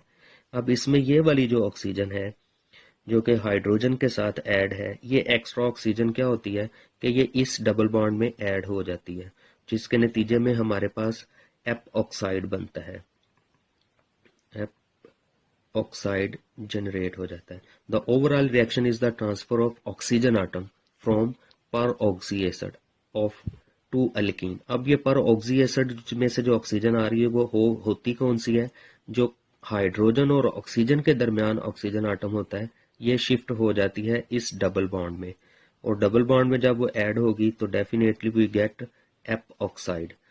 अब अगर हम इसका मैकेनिज्म करते हैं तो अभी हमने कहा कि कौन सी ऑक्सीजन है जो असल में ऑक्सीडेशन की वजह बनती है, वो हाइड्रोक्सल ग्रुप के साथ जो ऐड ऑक्सीजन होती है वो अल्कीन में ऐड होती है, और जिसके नतीजे में ये देखें हमने लिखा कि oxygen atom of hydroxyl group, यानी कि ये वाली जो हाइड्रोक्सल ग्रुप की ऑक्सीजन है ऑफ पर oxy acid accept a pair of electron from pi bond causing the week oxygen oxygen. और जो ऑक्सीजन ऑक्सीजन के साथ बाड बनाता है more electron negative element due to paramagnetic nature of oxygen, वो बाड वीकर होता है तो वो हिट्रोलिटिकली ब्रेक हो जाता है। अब जो बाड ब्रेक होगी उसके जो इलेक्ट्रॉन है वो कार्बोनाइल ग्रुप में डीलोकेलाइज्ड हो जाते हैं, और डीलोकेलाइजेशन के बाद जो electron left behind on oxygen and hydrogen bond breakup. पहले हम इसका मैकेनिज्म करते हैं फिर आपको ये क्लियर हो जाएगा कि कौन से इलेक्ट्रॉन की हम बात कर रहे हैं। At the carbon atom of alkene that becomes the electron deficient. अब epoxidation is concerted reaction. Concerted means ऐसा रिएक्शन जो एक ही स्टेप में पूरा हो जाता है, और जो डबल बॉन्डेड कार्बन आटम है इसके साथ जुड़े हुए जो अल्काइल ग्रुप या सब्स्टिट्यूएंट होते हैं वो अपनी जगह पे फिक्स रहते हैं, जिसके नतीजे में जो इन्वर्जन ऑफ कन्फिग्रेशन या चेंज इन कन्फिग्रेशन होना मुश्किल होता है। मीन्स टू से डैट कि जो कन्फिग्रेशन रिएक्टेंट की होती है वही कन्फिग्रेशन जो होती है वो प्रोडक्ट में मेंटेन रहती है, जिस वजह से हम बोलते हैं कि ये स्टीरियो स्पेसिफिक रिएक्शन बन जाता है। फॉर एग्जाम्पल अगर हम इसका मैकेनिज्म करते हैं तो उसके मैकेनिज्म में सबसे पहले क्या होगा कि जो पाई बॉन्ड का इलेक्ट्रॉन है वो ऑक्सीजन के ऊपर अटैक करता है, और ऑक्सीजन और हाइड्रोजन वाली बॉन्ड होती है वो दूसरे कार्बन पे, क्योंकि ये वाला जो पाई बॉन्ड के इलेक्ट्रॉन वो तो ऑक्सीजन को मिल गए, ये वाली जो कार्बन होती है वो इलेक्ट्रॉन डेफिशिएंट हो रही है, और इलेक्ट्रॉन इसकी डेफिशिएंसी को पूरा करने के लिए हाइड्रोजन और ऑक्सीजन वाली बॉन्ड होती है वो इधर शिफ्ट होगी, और ये वाला जो बॉन्ड है वो यहाँ पे डीलोकेलाइज्ड हो रहा है कार्बन ग्रुप में, और जो कार्बोनिल ग्रुप है वो हाइड्रोजन पे अटैक करके रिएक्शन को पूरा कर रहा है। तो कलर वेरिएशन से ये हमारी एल्कीन है, और ये बॉन्ड इधर शिफ्ट हुआ, ऑक्सीजन को इलेक्ट्रॉन डोनेट कर रहा है, और दूसरे कार्बन की डेफिशिएंसी को पूरा करने के लिए ऑक्सीजन हाइड्रोजन की बॉन्ड यहाँ पे शिफ्ट हुआ, और ये वाला मॉलिक्यूल इधर से डिटैच हो गया, जिसके नतीजे में हमारे पास ये एपॉक्साइड जनरेट हुआ, और ये बॉन्ड इधर शिफ्ट होने से यहाँ पे डबल बॉन्ड बन गया, और ये वाली बॉन्ड हाइड्रोजन को अपने साथ ऐड कर लिया। तो दैट इज यानी कि ये पर कार्बोक्सिलिक एसिड या परऑक्सी एसिड है, जिसके ये वाली जो ऑक्सीजन है ये यहाँ पे शिफ्ट होगी, इस जगह पे रेड वाली ऑक्सीजन यहाँ पे आ गई और हमारे पास कार्बोक्सिलिक एसिड बन गया। ये सेम वही मैकेनिज्म है जो हमने लास्ट लेक्चर्स में एडिशन ऑफ बोरोमीन, यानी कि जो बोरोमीन ऐड होता है, ये सेम वही मैकेनिज्म है। फर्क सिर्फ ये है कि ऑक्सीजन की जगह पे अगर हम बोरोमीन कर दें तो बोरोमीन क्या होता है कि वो पाई बॉन्ड में इंसर्ट हो जाता है, एक साइड पे कार्बन पाई बॉन्ड अपना इलेक्ट्रॉन बोरोमीन को देगा और बोरोमीन दूसरी साइड पे ऐड होके ब्रोमाइड ग्रुप को डिटैच करता है, जो कि बाद में एंटी एडिशन की वजह बनती है, ट्रांस प्रोडक्ट हमारे पास ऑब्टेन होता है। स्टीरियो अभी हमने कहा क्योंकि जो ये सिंगल स्टेप रिएक्शन है और इसमें जो सब्स्टिट्यूएंट होते हैं जो डबल बॉन्ड कार्बन के साथ जुड़े होते हैं वो अपनी जगह पे फिक्स रहते हैं और उनको अपनी ओरिएंटेशन चेंज करने का मौका नहीं मिलते है, इसलिए से हम बोलते हैं कि ये स्टीरियो स्पेसिफिक रिएक्शन है। Addition of oxygen to an alkene is a stereospecific reaction because the reaction is concerted and carbon-carbon bond cannot rotate। पहली वजह ये होगी कि कार्बन-कार्बन बॉन्ड जो है वो रोटेट नहीं कर पाती, so that no opportunity for relative position of group bonded to sp2 carbon atom of alkene to change। यानी कि जो sp2 डबल बॉन्डेड कार्बन के साथ जुड़े हुए ग्रुप्स होते हैं उनको अपनी पोजीशन चेंज करने का मौका ही नहीं मिलता, जिस वजह से जो सिज अल्कीन होगी, यानी कि अगर रिएक्टेंट में सिज है तो प्रोडक्ट भी सिज ऑक्साइड बनता है, और अगर ट्रांस अल्कीन होगी तो उसके नतीजे में ट्रांस ऑक्साइड बनता है। तो इसका मतलब ये स्टीरियो स्पेसिफिक रिएक्शन हो गया। फॉर एग्जांपल अगर हमारे पास सिज 2 ब्यूटीन है जिसमें जो हमारे रिएक्टेंट है वो सिज पोजीशन पे है, तो हुआ होगा क्या, ये वाली जो ऑक्सीजन है ये less hindered side definitely hydrogen वाली उस तरफ ऐड होगा, बाकी जो सीज है वो सीज ही रहे, प्रोडक्ट की जो कॉन्फ़िगरेशन है वो सेम रही, जस्ट लाइक रिएक्टेंट। अगर हमारे पास ट्रांस प्रोडक्ट है, अब ट्रांस प्रोडक्ट में हमारे पास दो मुमकिन सूरत है कि जो परऑक्सी एसिड की ऑक्सीजन है या तो वो from the top of plane से अटैक कर सकती है या फिर बॉटम ऑफ द प्लेन से अटैक कर सकती है। तो लिहाजा ट्रांस की सूरत में हमारे पास दो तरह के प्रोडक्ट बन सकते हैं, एक तो टॉप साइड से अटैक की वजह से और एक बॉटम साइड की अटैक की वजह से। प्लेन जो होता है हमारा, जो प्लेन ऑफ डबल बॉन्ड है उसके टॉप से और उसके ऑपोजिट से बॉटम की वाली साइड से अटैक हो सकता है। तो मतलब ये हुआ कि ट्रांस की सूरत में कह रहा है कि ऑक्सीजन आटम, ट्रांस की सूरत में oxygen atom can attack from top और the bottom of the plane. लिहाजा जो ट्रांस ब्यूटीन होगा वो पेयर ऑफ एनांशोमर, यानी कि ट्रांस की सूरत में पेयर ऑफ एनांशोमर बनता है, लेकिन अगर सिज है तो उसमें सिर्फ एक ही मीजो कंपाउंड बनेगा, यानी कि मिरर इमेज होगा, तो वो हमारे पास मीजो बनेगा। नंबर 2 थ्री बात जो है वो है factor affecting the rate of reaction of epoxide. जैसा कि अभी हमने कहा कि जो पाई बॉन्ड होती है वो पहले अटैक करती है ऑक्सीजन आटम के ऊपर, दिस वन, ये पाई बॉन्ड है और ये अटैक कर रही है ऑक्सीजन आटम पे, जिसकी वजह से नेक्स्ट जो ऑक्सीजन हाइड्रोजन बॉन्ड होती है वो दूसरे कार्बन एटम की डेफिशिएंसी को पूरा कर रही है। तो लिहाजा वो वाले फैक्टर, वो तमाम फैक्टर जो पाई बॉन्ड को इलेक्ट्रॉन रिच बनाएंगे वो क्या करेंगे, उस रिएक्शन को बढ़ा देंगे। और आमतौर पे हम ये कहते हैं कि जो मिथाइल ग्रुप्स होते हैं वो इलेक्ट्रॉन डोनेटिंग ग्रुप होते हैं, मतलब जब वो अपने इलेक्ट्रॉन डोनेट करेंगे पाई बॉन्ड में तो पाई बॉन्ड मोर न्यूक्लियोफाइल हो जाएगी और ऑक्सीजन के ऊपर अटैक और फिजिबल हो जाएगा। तो मतलब ये हुआ कि जो मिथाइल ग्रुप की सब्स्टिट्यूएंट है वो उसके रिएक्टिविटी को इंक्रीज करते हैं क्योंकि वो पाई बॉन्ड को मोर न्यूक्लियोफिलिक बनाएंगे जो कि इलेक्ट्रॉन को ऑक्सीजन के ऊपर अटैक करना फेवरेबल कर देंगे। तो इसमें यही है कि factor increasing the electron density, वो वाले फैक्टर जो इलेक्ट्रॉन डेंसिटी को इंक्रीज करेंगे डबल बॉन्ड के ऊपर वो रेट ऑफ रिएक्शन को भी इंक्रीज करते हैं। और आमतौर पे जो अल्काइल सब्स्टिट्यूएंट होते हैं वो इलेक्ट्रॉन डेंसिटी को इंक्रीज करते हैं, यही वजह है कि डाईइन। अब यहाँ पे हमारे पास लिमोनिन एक कंपाउंड है जिसमें दो डबल बॉन्ड है, लेकिन इसमें ये वाली जो डबल बॉन्ड है ये ज्यादा क्या है कि सब्स्टिट्यूट है, एक ये वाला सब्स्टिट्यूट एक इधर और एक इधर, यानी कि इसके पास तीन सब्स्टिट्यूएंट हैं हमारे पास 1 2 एंड 3, ये मोर सब्स्टिट्यूटेड है as compare to this double bond. तो लिहाजा जब परऑक्सी एसिड जो होगा उसकी ऑक्सीजन अटैक करेगी तो वो मोर सब्स्टिट्यूटेड, यानी कि जो मोर सब्स्टिट्यूटेड हमारे पास है पाई बॉन्ड उसके ऊपर अटैक करेगी और वहां पे एपॉक्साइड जनरेट होगा। तो ये हो गया हमारी oxidation of alkyne via एपॉक्सीडेशन by the use of परऑक्सी acids. इसमें क्या होगी कि जो हाइड्रोजन और ऑक्सीजन वाली बॉन्ड है वो डबल बॉन्ड को एपॉक्साइड में कन्वर्ट कर देगी। नेक्स्ट जो टाइप है ऑक्सीडेशन की वो है हाइड्रोक्सिलेशन ऑफ अल्कीन। अब जो अल्कीन होती हैं हम उनकी हाइड्रोक्सिलेशन करके हम उसको ऑक्सीडाइज कर सकते हैं, और ऑक्सीडेशन के लिए या हाइड्रोक्सिलेशन के जरिए जो हम करते हैं उसके लिए जो मोस्ट कॉमन रिएजेंट हम इस्तेमाल करते हैं वो है alkaline KMnO4 in cold situation. Alkaline मतलब बेसिक कंडीशन, और दूसरा है ऑस्मियम टेट्राऑक्साइड।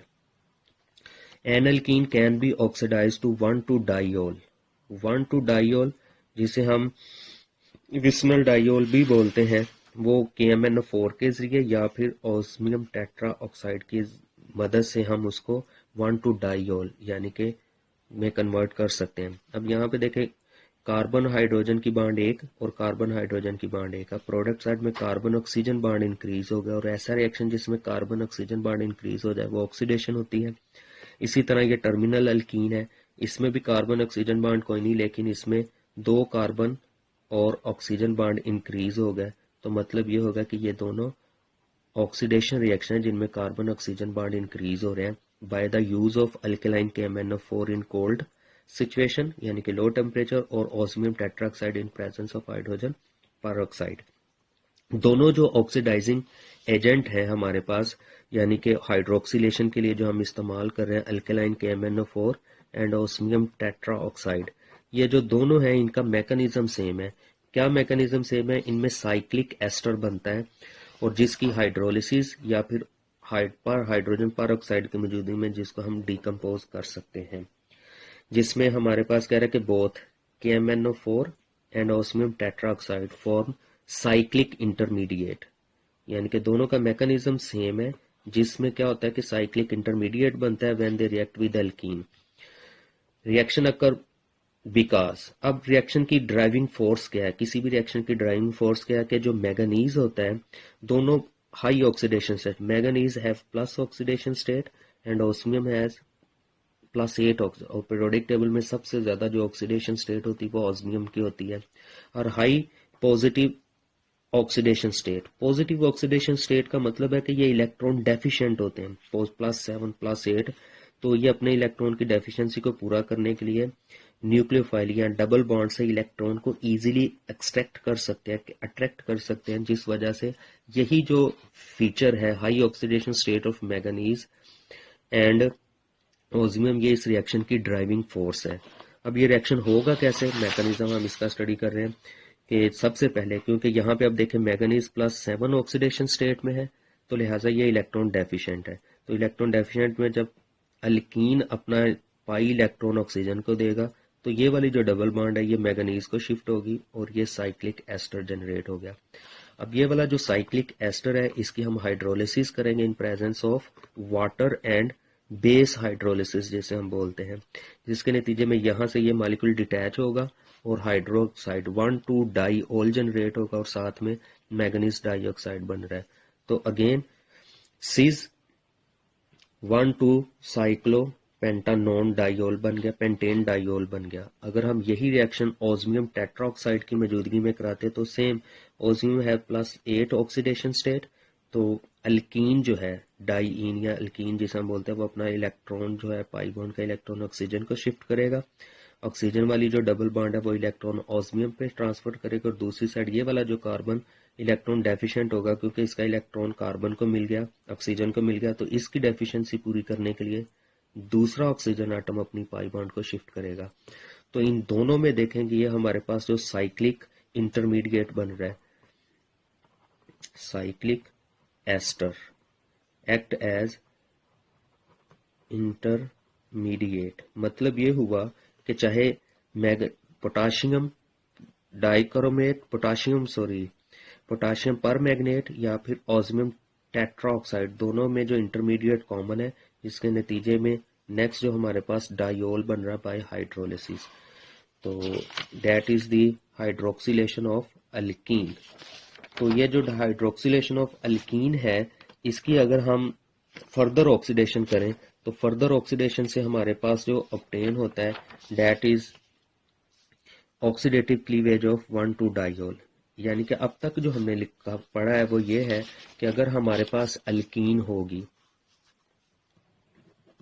अल्कीन है हमारे पास, इसको अगर हम KMnO4 पोटाशियम परमैंगनेट या फिर ओस्मियम टेट्राऑक्साइड के साथ अगर रिएक्ट करवाएंगे तो इसके नतीजे में हमारे पास जो ऑब्टेन होगा दैट इज 1,2-डाईओल जनरेट होगा। अब जो 1,2-डाईओल है, इस 1,2-डाईओल को हम फर्दर ऑक्सीडाइज कर सकते हैं बाय पीरियोडिक एसिड। अब जो पीरियोडिक एसिड क्या होता है, HiO4, या फिर यहाँ पे सोडियम भी हो सकता है, NaIO4 बन सकता है, और इसकी डीकम्पोजिशन से हमारे पास जो बनेगा वो बनता है कार्बोनाइल कंपाउंड जैसा कि एल्डिहाइड प्लस कीटोन। मतलब ये हुआ कि अभी तक जो हमने डिस्कस किया कि अल्कीन की KMnO4 और ओस्मियम टेट्राऑक्साइड के साथ ऑक्सीडेशन करेंगे तो हमें ऑब्टेन होगा 1,2-डाईओल ऑब्टेन होगा। अब इससे नेक्स्ट जो है 1,2-डाईओल, इसकी ऑक्सीडेटिव क्लीवेज करेंगे। What is meant by oxidative cleavage, यानी कि जो कार्बन कार्बन बॉन्ड होती है वो हम क्लीवेज करके मॉलिक्यूल के दो फ्रेगमेंट्स बन जाएंगे। ये एक फ्रेगमेंट इस तरफ को शिफ्ट हो जाएगा, एक फ्रेगमेंट इस तरफ शिफ्ट हो जाएगा। अब ये डिपेंड करता है कि इस कार्बन के ऊपर सब्स्टिट्यूएंट कौन से हैं। अगर जो कार्बन के ऊपर दो सब्स्टिट्यूएंट RR होंगे तो that will result in ketone. अगर दूसरी कार्बन जिसके एक साइड पे R और एक साइड पे H होगा तो वो कन्वर्ट हो जाएगा एल्डिहाइड में, और यहाँ पे डबल बॉन्ड होगी जिसकी ऑक्सीडेटिव क्लीवेज हमने करनी है। तो इस तरह से अल्कीन की जो ऑक्सीडेशन से 1,2-डाईओल बना, उसकी पीरियोडिक एसिड के साथ क्लीवेज करके हम एल्डिहाइड और कीटोन बनाएंगे, और इस रिएक्शन को बोलते हैं ऑक्सीडेटिव क्लीवेज ऑफ डाईओल। तो वही अब हम यहाँ पे इसको डिस्कस करने जा रहे हैं। तो नंबर 1 कह रहा है कि 1,2-डाईओल oxidize to ketone and aldehyde by HiO4। इस एसिड को हम बोलते हैं पीरियोडिक एसिड। अब जो पीरियोडिक एसिड होता है वो रिएक्ट करता है with diol to form cyclic intermediate. Again जैसा कि KMnO4 और ओस्मियम टेट्राऑक्साइड साइक्लिक एस्टर बनाता है, इसी तरह पीरियोडिक एस्टर भी साइक्लिक इंटरमीडिएट जनरेट करेगा। आयोडीन, इसकी ड्राइविंग फोर्स क्या है कि अगेन जो आयोडीन है वो हाईली पॉजिटिव ऑक्सीडेशन स्टेट +7 में, so it can readily accept electron just like manganese and osmium tetroxide cause the reaction to occur when intermediate break। जब इंटरमीडिएट ब्रेक होगा तो उससे क्या होगा कि bond between carbon to carbon atom breaks और hydroxyl group क्या हो जाएगा, बॉन्डेड टू हाइड्रोक्सिल ग्रुप। अब जो क्लीवेज है वो दो तरह से हो सकती है। कीटोन कब बनेगी, यानी कि जिस कार्बन के साथ दो अल्काइल ग्रुप लगे हैं, डबल बॉन्डेड कार्बन है और जिसके साथ दो अल्काइल ग्रुप लगे होंगे वो अल्कीन बन जाएगी। जिस कार्बन के साथ एक हाइड्रोजन और एक अल्काइल ग्रुप होगा वो एल्डिहाइड बन जाएगी। Formation of ketone, if the carbon atom that is bonded to an hydroxyl group, यानी कि वो कार्बन जिसके ऊपर हाइड्रोक्सिल ग्रुप लगा हुआ है, यहाँ पे फॉर एग्जांपल डाईओल अगर हम बनाते हैं तो दिस वन, जिस कार्बन के साथ OH ग्रुप के साथ also bonded to alkyl group वो कीटोन बनेगी, और ऐसी कार्बन जिसके ऊपर OH लगा हुआ है जिसके साथ 1 हाइड्रोजन और एक H ग्रुप लगा हुआ है वो क्या बन जाएगी, एल्डिहाइड बन जाएगी। तो अब इसका मैकेनिज्म कर रहे हैं कि इसे हम ऑक्सीडेटिव क्लीवेज क्यों बोलते हैं, as oxidation reaction cuts the reactant into two pieces, it is called oxidative cleavage। अब हम इसका मैकेनिज्म कर रहे हैं कि ये मैकेनिज्म होगा कैसे। फॉर एग्जांपल हमारे पास ये एक डाईओल है जिसमें एक कार्बन, वो कार्बन जिसके ऊपर OH ग्रुप लगा हुआ है उसके ऊपर दो मिथाइल ग्रुप है। मतलब ये होगा कि जिसके ऊपर दो मिथाइल ग्रुप लगेंगे ये वाला जो फ्रैक्शन है ये कीटोन बनेगा, और ये कार्बन जिसके ऊपर OH ग्रुप लगा हुआ है जिसकी एक साइड पे H और एक साइड पे मिथाइल है तो ये वाला फ्रैक्शन किस में कन्वर्ट होगा, एल्डिहाइड में। तो पीरियोडिक एसिड जब इसके ऊपर ऐड करेगा तो ये साइक्लिक इंटरमीडिएट बन गया, साइक्लिक इंटरमीडिएट। अब ये साइक्लिक इंटरमीडिएट की क्लीवेज होगी। फॉर एग्जांपल ये जो बॉन्ड है ये बॉन्ड इस जगह पे शिफ्ट हुआ जिसकी वजह से ये ग्रुप बना, यहाँ पे ये डबल बॉन्ड आ गया, यानी कि ये जो बॉन्ड थी जो रेड वाली हमने शेड की हुई है ये बॉन्ड शिफ्ट होगी इधर, दिस वन। अब इस कार्बन के एक साइड पे H है एक साइड पे मिथाइल ग्रुप, तो लिहाजा ये एल्डिहाइड में कन्वर्ट होगा। दूसरी साइड में ये वाली जो बॉन्ड है ये इस तरफ शिफ्ट आयोडीन को इलेक्ट्रॉन डेफिशिएंसी पूरी करेगी, और ये वाली जो बॉन्ड है दिस वन, जिसको अगेन रेड से शेड करें, ये इधर शिफ्ट होगी, और इस कार्बन के ऊपर 2 मिथाइल ग्रुप्स थे, लिहाजा ये कीटोन में कन्वर्ट हो गया। तो that is oxidative cleavage of 1,2 diol. इसी तरह अगर हमारे पास कोई साइक्लिक डाइयोल है, साइक्लो डाइयोल है 1,2 डाइयोल, अगेन इसमें पहले तो पीरियोडिक एसिड ऐड होगा, और पीरियोडिक एसिड के ऐड होने से साइक्लिक इंटरमीडिएट बना, और बाद में साइक्लिक इंटरमीडिएट की क्लीवेज है, फॉर एग्जांपल ये वाली जो बॉन्ड है ये इधर शिफ्ट हुई, दिस वन, जिसको एक साइड पे हम रेड शेड लगा रहे हैं, और दूसरे जो बॉन्ड, ये वाला जो बॉन्ड है ये आयोडीन की इलेक्ट्रॉन की डेफिशिएंसी को पूरी करने में इस्तेमाल होगा, और ये बॉन्ड इधर जब शिफ्ट हुई तो डेट इज डाई कीटोन बन गया, डाई कार्बोनाइल कंपाउंड या फिर डाई कीटोन्स जनरेट होगी, और ये बॉन्ड क्लीवेज होगी, जिस बॉन्ड के जरिए कार्बन कार्बन बॉन्ड थी वो क्लीवेज होगी। तो डेट इज ऑक्सीडेटिव क्लीवेज। तो अब तक हमने 2 चीजें डिस्कस की, एक है कि हम अल्कीन की ऑक्सीडेशन कर सकते हैं बाय परऑक्सी एसिड, और दूसरी अल्कीन को ऑक्सीडाइज किया जा सकता है बाय हाइड्रोक्सिलेशन। हाइड्रोक्सिलेशन KMnO4 के जरिए होगी, और जो 1,2 डाइयोल बनेगा इसको फर्दर ऑक्सीडाइज किया जा सकता है अल्कीन की ऑक्सीडेशन से बना अल्कोहल, डेट इज अल्कोहल, और अगर अल्कोहल की फर्दर ऑक्सीडेशन की जाए तो that will convert into aldehyde and ketone. जी, नेक्स्ट जो हमारी ऑक्सीडेशन रिएक्शन है वो है ऑक्सीडेटिव क्लीवेज ऑफ अल्कीन। एक ऑक्सीडेटिव क्लीवेज ये थी जो हमने इससे लास्ट में डिस्कस की कि जो अल्कीन है उनको हम पहले ऑक्सीडाइज करें 1,2 डाइयोल में, फिर 1,2 डाइयोल की ऑक्सीडेटिव क्लीवेज करके एल्डिहाइड कीटोन बना लें। इसके अलावा एक और नेक्स्ट मेथड है कि अगर हम डायरेक्ट ही इसको एल्डिहाइड कीटोन में भी बदल सकते हैं। उसके लिए हम क्या करेंगे कि जो हमारे पास अल्कीन होती है उसमें डायरेक्ट ओजोन ऐड करके, ओजोनोलाइसिस जिसे हम बोलते हैं, ओजोन को ऐड करें, और ओजोन को ऐड करने से हम डायरेक्ट एल्डिहाइड कीटोन बना सकते हैं 1,2 डाइयोल बनाए बिना ही। यानी कि जो direct oxidative cleavage of alkyne है उसमें 1,2 डाइयोल नहीं बनेगा, बल्कि क्या होगा कि जो अल्कीन है उसमें अल्कोहल ओजोन ऐड करने से हम डायरेक्ट ही एल्डिहाइड कीटोन ऐड कर सकते हैं। तो इस रिएक्शन को कैसे करेंगे कि alkene can be oxidise to aldehyde or ketone by ozone. अगर हम KMnO4 इस्तेमाल करेंगे तो वो पहले 1,2 डाइयोल बनता है, लेकिन अगर ओजोन को ऐड करेंगे तो डायरेक्ट एल्डिहाइड कीटोन्स बनाया जा सकता है। Number 2, when an alkene is treated with ozone at low temperature, the double bond breaks and carbon that were double bonded to each other find themselves doubly bonded with oxygen atom। यानी कि ये वाली जो ozone है जब यहाँ पे ये ऐड होगी तो ये बॉन्ड यहाँ से डीकम्पोज होगा, तो जो कार्बन कार्बन डबल बॉन्ड है इनके साथ क्या आ जाती है, ऑक्सीजन आटम आ जाता है। इस तरह से क्या होता है कि हमारे पास कार्बोनिल कंपाउंड बन जाते हैं। This oxidation reaction is known as ozonolysis, यानी कि ओजोन की वजह से बॉन्ड डीकम्पोज हो रहा है, तो इसे हम क्या बोलते हैं, ओजोनोलाइसिस। अब इस रिएक्शन को समझने से पहले हमें जरूरी है कि हम ओजोन के स्ट्रक्चर को डिस्कस करते हैं। अब जो ओजोन है that is allotropic form of oxygen, ये ऑक्सीजन की एलोट्रोपिक फॉर्म है जिसमें 3 ऑक्सीजन आटम्स होते हैं और वो रेजोनेंस कंट्रीब्यूटिंग स्ट्रक्चर डेवलप करते हैं। फॉर एग्जांपल ये हमारे पास ओजोन है जिसमें एक ऑक्सीजन के ऊपर नेगेटिव चार्ज है और एक ऑक्सीजन के ऊपर पॉजिटिव चार्ज है। अगर ये ऑक्सीजन अपना लोन पेयर ऑफ इलेक्ट्रॉन इस कार्बन को देगा तो यहाँ पे इस ऑक्सीजन की तो डेफिशिएंसी पूरी होगी, लेकिन नेक्स्ट डेफिशिएंसी इस मिड वाली ऑक्सीजन पे आ गई, और इसकी डेफिशिएंसी पूरी करने के लिए ये वाला जो लोन पेयर ऑफ इलेक्ट्रॉन है या नेगेटिव चार्ज है ये इसको इलेक्ट्रॉन शिफ्ट करेगा, जिससे ये वाली जो ऑक्सीजन है इसका नेगेटिव चार्ज जस्टिफाई हो गया, लेकिन डबल बॉन्ड होने की वजह से इस ऑक्सीजन की अगेन डेफिशिएंसी वैसे की वैसे ही रही।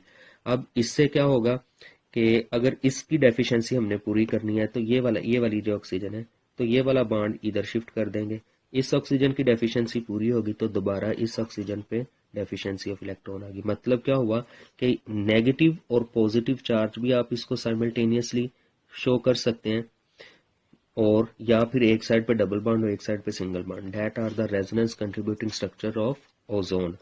तो यही ओजोन के ऐड होने की वजह बनती है कि ऑक्सीजन आटम एक तरफ से इलेक्ट्रॉन डेफिशिएंट होता है जो पाई बॉन्ड के इलेक्ट्रॉन को अपनी तरफ अट्रैक्ट करता है, और दूसरी ऑक्सीजन इलेक्ट्रॉन रिच होती है जो दूसरे कार्बन एटम की इलेक्ट्रॉन की डेफिशिएंसी को पूरी करके उसमें ऐड हो जाती है।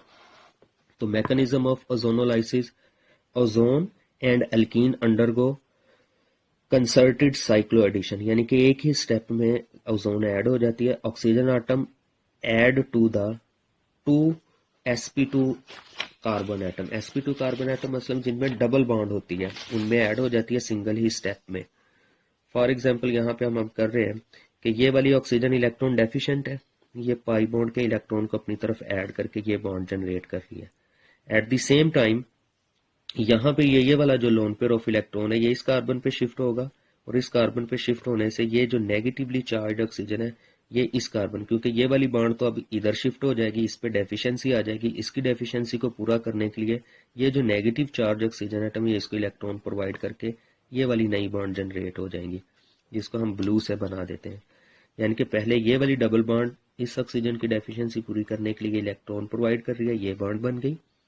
ये वाली क्योंकि इसका इलेक्ट्रॉन इस कार्बन पे शिफ्ट हुआ, इस पे डेफिशिएंसी है, और इसकी डेफिशिएंसी को पूरा करने के लिए ये जो नेगेटिव चार्ज है ये इधर आ गया, तो ये साइक्लो एडिशन होगी, यानी कि ओजोन इसमें ऐड आ गया। अब ये तीन ऑक्सीजन आटम एक दूसरे के करीब करीब है, लोन पे रिपल्शन मैक्सिमम है, तो लिहाजा मोल ओजोनाइड। इसे मोल ओजोनाइड क्यों बोलते हैं? क्योंकि ऐसा मॉलिक्यूल जिसमें एक ओजोन का मॉलिक्यूल ऐड हो उसे हम मोल ओजोनाइड बोलते हैं।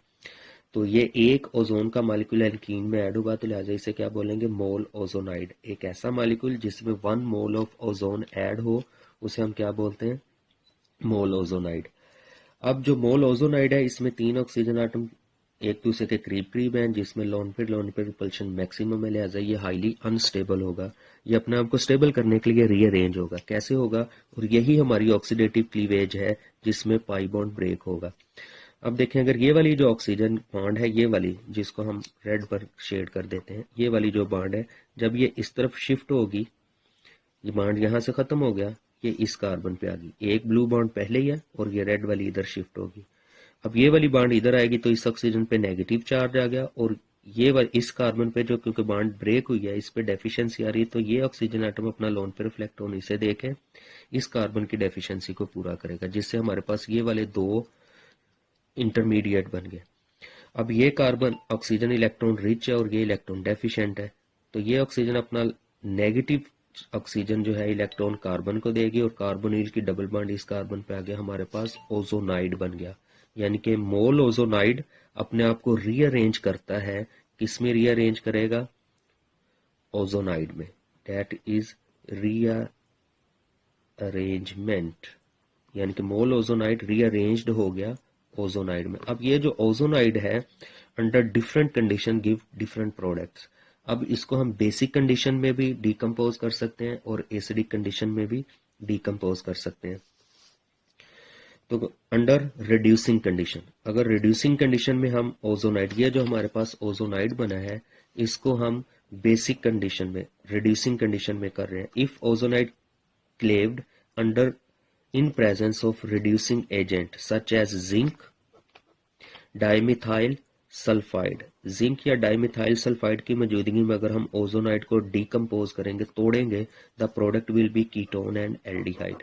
लेकिन अगर इसी ओजोनाइड को एसिडिक कंडीशन में, ऑक्सीडाइजिंग कंडीशन में डिकम्पोज करेंगे, तो क्योंकि ऑक्सीडाइजिंग कंडीशन है, जो एल्डिहाइड बनेगा वो मोर लाइएबल टू ऑक्सीडाइज है, उसकी ऑक्सीडेशन बहुत ईजीली हो जाती है। तो ऑक्सीडाइजिंग कंडीशन में अगर हम इसको डिकम्पोज करेंगे तो एल्डिहाइड जो बनेगा वो फौरी तौर पे कार्बोक्सिलिक एसिड में कन्वर्ट हो जाएगा। तो कह रहा है कि अगर ओजोनाइड को क्लेव्ड किया जाए in presence of oxidising agent like hydrogen peroxide, यानी कि अब रिड्यूसिंग कंडीशन की बजाय क्या कर रहे हैं, इसको ऑक्सीडाइजिंग कंडीशन में तोड़ेंगे, तो उसके नतीजे में क्या होगा कि जो कीटोन और कार्बोक्सिलिक एसिड, ऊपर क्या बन रहा था? कीटोन और एल्डिहाइड। एल्डिहाइड जो बनेगा वो अपने आप को फर्दर ऑक्सीडाइज करके किस में कन्वर्ट हो जाता है? कार्बोक्सिलिक एसिड में। फॉर एग्जांपल यहाँ पे आप ये पहली क्लीवेज हम कर रहे हैं, इससे क्या बनेगा हमारे पास? In presence of reducing condition,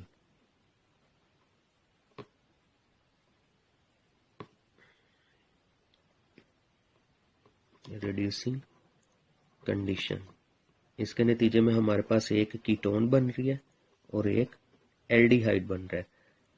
लेकिन अगर इसी ओजोनाइड को हाइड्रोजन परऑक्साइड यानी कि ऑक्सीडाइजिंग कंडीशन में करेंगे तो हमारे पास कीटोन और एक कार्बोक्सिलिक एसिड बन रहा है। क्यों बन रहा है? उसमें भी पहले स्टेप में बनेगा वही कीटोन ही, एल्डिहाइड ही बनेगा, लेकिन एल्डिहाइड इस ऑक्सीडाइजिंग एजेंट की मौजूदगी में क्या हो जाएगा, फर्दर ऑक्सीडाइज होकर कार्बोक्सिलिक एसिड बन जाएगी। यानी कि कहने का मतलब ये हुआ कि ये जो ओजोन है ये इधर ऐड हो जाएगी, दिस वन और दिस वन, दो फ्रैक्शन हो जाएंगे। एक तरफ ये बन जाएगा हमारे पास, इसको हम डिकम्पोज कर सकते हैं अगर बॉन्ड रोटेशन में करेंगे। ये बॉन्ड इधर शिफ्ट कर दे, ये बॉन्ड इधर शिफ्ट कर दे, और ये वाली जो बॉन्ड है नेगेटिवली चार्ज होके इस जिंक के साथ ऐड होके जिंक ऑक्साइड बन जाएगी। इसी तरह अगर ये वाली बॉन्ड इधर शिफ्ट कर रहे हैं, बॉन्ड रोटेट कर रहा है, ये वाली बॉन्ड इधर, और ये हाइड्रोजन परऑक्साइड में शिफ्ट कर देगी इसको वापस, और ये क्या बन जाएगी, कार्बोक्सिलिक एसिड बन जाएगा। इसी तरह ये तो होगी अगर हम डबल बॉन्ड में अल्कीन ऐड ओजोन ऐड करते हैं तो इसके नतीजे में डायरेक्ट डायोल नहीं बना, डायरेक्ट एल्डिहाइड या फिर कीटोन जनरेट हो रही है। फर्दर एग्जांपल अगर हम इंटरनल कीटोन की करते हैं तो बेटा यहाँ पे जहां पे भी डबल बॉन्ड होगी उस जगह पे ओजोन ऐड होगा और मॉलिक्यूल यहाँ से डिकम्पोज होगा। एक ऑक्सीजन इस तरफ आ जाएगी, एक ऑक्सीजन इस तरफ। अब देखें CH3 CH2 C और OH, ये एल्डिहाइड बनना था, ये वाला H है ये एल्डिहाइड था। क्योंकि ऑक्सीडाइजिंग कंडीशन में हम इसको डिकम्पोज कर रहे हैं तो ये जो H है ये OH में कन्वर्ट हो चुकी हुई है, कार्बोक्सिलिक एसिड बन गया।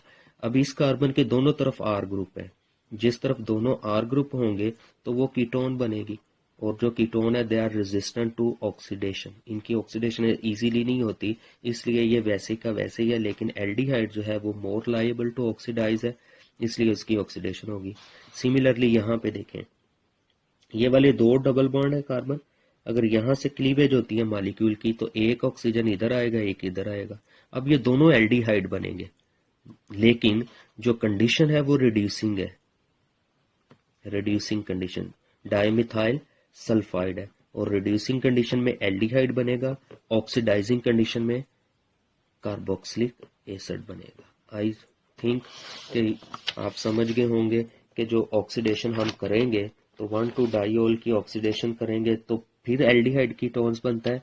लेकिन अगर हम जो अल्कीन है उनकी डायरेक्ट रिएक्शन करवा दे ओजोन से तो इससे हम डायरेक्ट ऑब्टेन कर सकते हैं एल्डिहाइड कीटोन, और जो एल्डिहाइड बनेगा वो फर्दर ऑक्सीडाइज होकर क्या बन जाएगा, कार्बोक्सिलिक एसिड बन जाएगा। जी, नेक्स्ट जो हमारा मेथड है वो है cross over experiment. Cross over experiment असल में ये मैकेनिज्म डेवलप करने का वो मेथड है जिन रिएक्शन में रीअरेंजमेंट होती है। अब जो रीअरेंजमेंट होती है वो दो तरह से हो सकती है। पहली रीअरेंजमेंट वो होती है कि जिसमें एक ही मॉलिक्यूल का एक माइग्रेटिंग ग्रुप जो होता है वो एक जगह से उतरकर किसी दूसरी जगह पे शिफ्ट हो जाए। ऐसी जो रीअरेंजमेंट होती है उसे हम बोलते हैं इंट्रामोलेकुलर रीअरेंजमेंट। और जो दूसरी टाइप की रीअरेंजमेंट होती है उसमें क्या होता है कि एक मॉलिक्यूल का एक फ्रेगमेंट उतरकर किसी दूसरे मॉलिक्यूल पे जाके अटैच हो जाता है। और इस तरह की जो रीअरेंजमेंट होती है उसे हम बोलते हैं इंटर मोलेकुलर रीअरेंजमेंट। तो मतलब ये हुआ कि ऐसे रिएक्शंस जिनमें रीअरेंजमेंट होती है और उन रिएक्शन का मैकेनिज्म हम by the analysis of product करके ये इवेल्युएट कर सकते हैं कि उनमें इंटरमोलेकुलर रीअरेंजमेंट हुई है या इंट्रामोलेकुलर रीअरेंजमेंट हुई है। तो क्रॉस ओवर एक्सपेरिमेंट ऐसे रिएक्शंस का मैकेनिज्म डेवलप करने के लिए हम इस्तेमाल करते हैं। अब क्रॉस ओवर एक्सपेरिमेंट में होता क्या है कि हम दो तरह के रिएक्टेंट यानी कि जो एक ही क्लास ऑर्गेनिक कंपाउंड की एक ही क्लास से बिलोंग करते हैं लेकिन वो होते डिफरेंट है, उनमें सब्स्टिट्यूएंट का डिफरेंस होता है, नॉन आइडेंटिकल रिएक्टेंट्स को रिएक्ट करवाते हैं और बाद में प्रोडक्ट को एनालाइज करके हम ये वेरीफाई करते हैं कि जो अरेंजमेंट हुई है वो इंटरमोलेकुलर है या इंट्रामोलेकुलर रीअरेंजमेंट है। क्योंकि रीअरेंजमेंट में एक मॉलिक्यूल जो होता है उसकी फ्रेगमेंट्स माइग्रेटिंग ग्रुप जो होता है वो जब इंटरमीडिएट बनता है तो वो फ्री हो जाता है। अब उस फ्री माइग्रेटिंग ग्रुप जो है वो उसी मॉलिक्यूल पे जाके ऐड होता है या किसी दूसरे मॉलिक्यूल पे जाके ऐड होता है। तो इस तरह से हम ये फाइनलाइज करेंगे कि जो माइग्रेटिंग ग्रुप है वो इंटरमोलेकुलर रीअरेंजमेंट बना रहा है या इंट्रामोलेकुलर रीअरेंजमेंट डेवलप कर रहा है। तो अगर तो क्रॉस प्रोडक्ट बनता है after the analysis of products अगर क्रॉस प्रोडक्ट बनता है, अगेन क्रॉस प्रोडक्ट का मतलब क्या है कि एक मालिक्यूल का जो फ्रेगमेंट है वो किसी दूसरे मालिक्यूल पे जाके अगर ऐड होता है तो इसका मतलब ये होगा कि रीअरेंजमेंट इंटरमोलेकुलर है। और अगर जो माइग्रेटिंग ग्रुप है वो सेम उसी मालिक्यूल पे दोबारा ऐड हो जाता है, यानी कि क्रॉस प्रोडक्ट नहीं बनता, अगर क्रॉस प्रोडक्ट नहीं बन रहा तो इसका मतलब ये होगा कि जो रीअरेंजमेंट है वो इंट्रामोलेकुलर रीअरेंजमेंट है।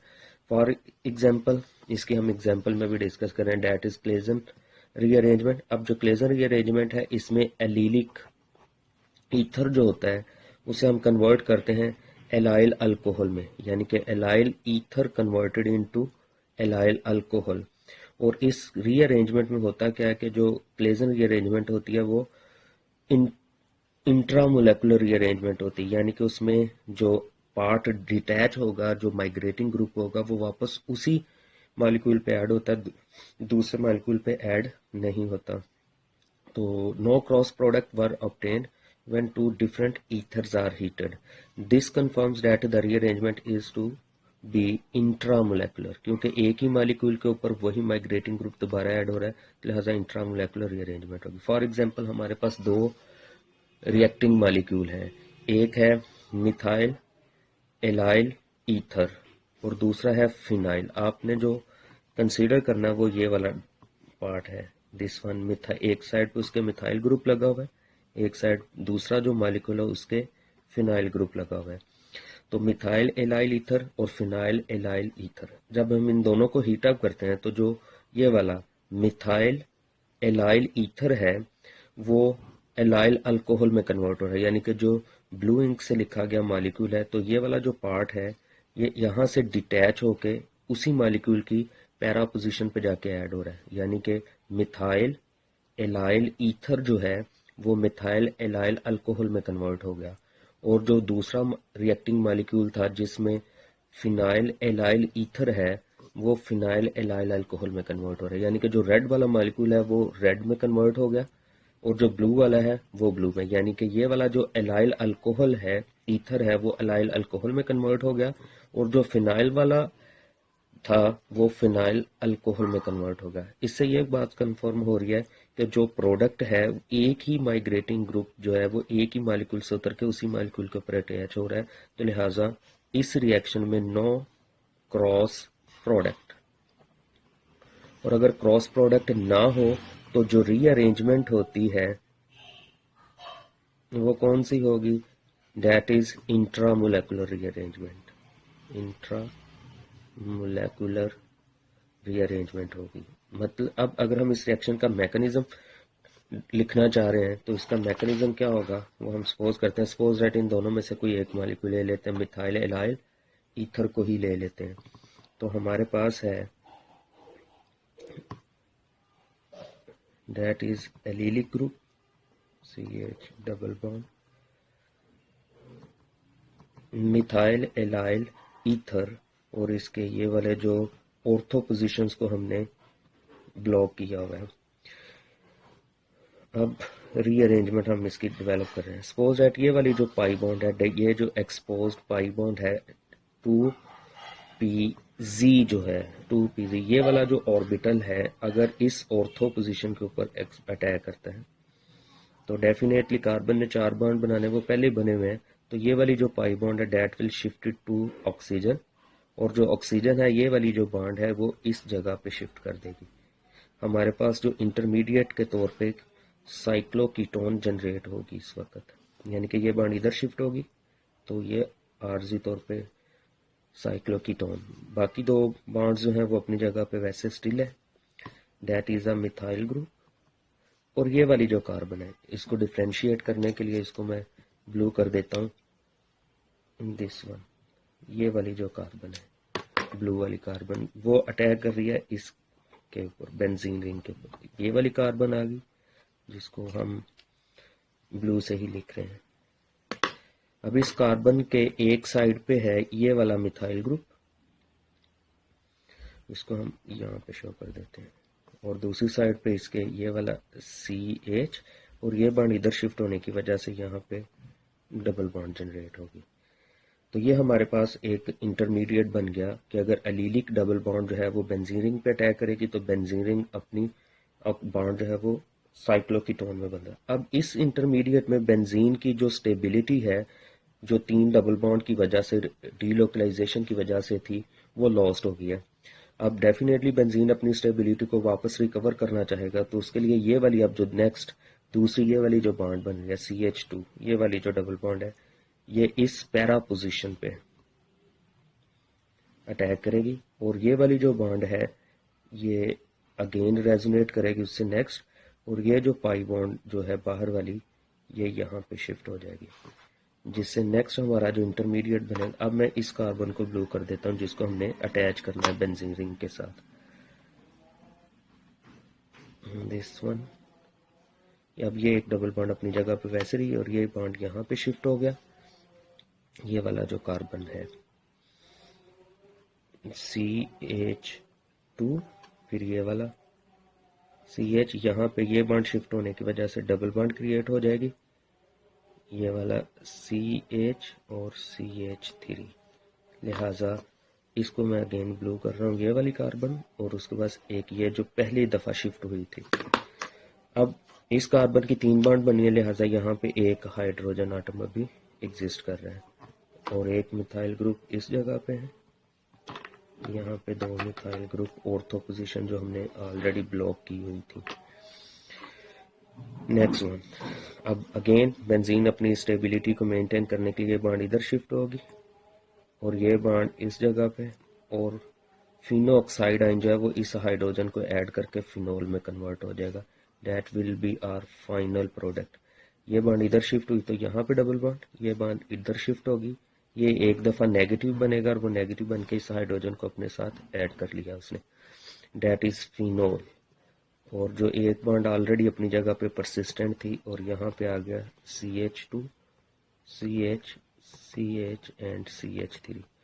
अब देखें इस मैकेनिज्म में हुआ क्या कि ये वाला जो एलिलिक पार्ट था इस रिएक्शन में, एलिलिक पार्ट जस्ट ऑक्सीजन से उतरकर इस जगह पे शिफ्ट हुआ है, ये दूसरे मॉलिक्यूल पे ऐड नहीं हुआ। तो इसका मतलब ये हुआ कि इस रिएक्शन में कोई क्रॉस प्रोडक्ट नहीं बना, लिहाजा जो क्लेजन रीअरेंजमेंट है इसमें जो प्रोडक्ट बन रहा है वो सिर्फ और सिर्फ इंट्रामोलेकुलर रीअरेंजमेंट की वजह से बन रहा है और इसमें क्रॉस प्रोडक्ट नहीं बनता। मींस तो क्रॉस ओवर एक्सपेरिमेंट से भी हम रिएक्शन के मैकेनिज्म को विजुअलाइज कर सकते हैं कि ये रिएक्शन किस मैकेनिज्म के तहत हो रहा है। नेक्स्ट वन, जो अगला मेथड है मैकेनिज्म को स्टडी करने का, डेट इज स्टीरियोकेमिस्ट्री। असल में जो स्टीरियोकेमिस्ट्री होती है ये हमें बताती है किसी रिएक्शन की कन्फिगुरेशन क्या है। तो ये हमें बताती है कि रिएक्शन में जो रिएक्टेंट और प्रोडक्ट की कन्फिगुरेशन है, उसकी तरतीब है, वो किस तरह से बनी हुई है।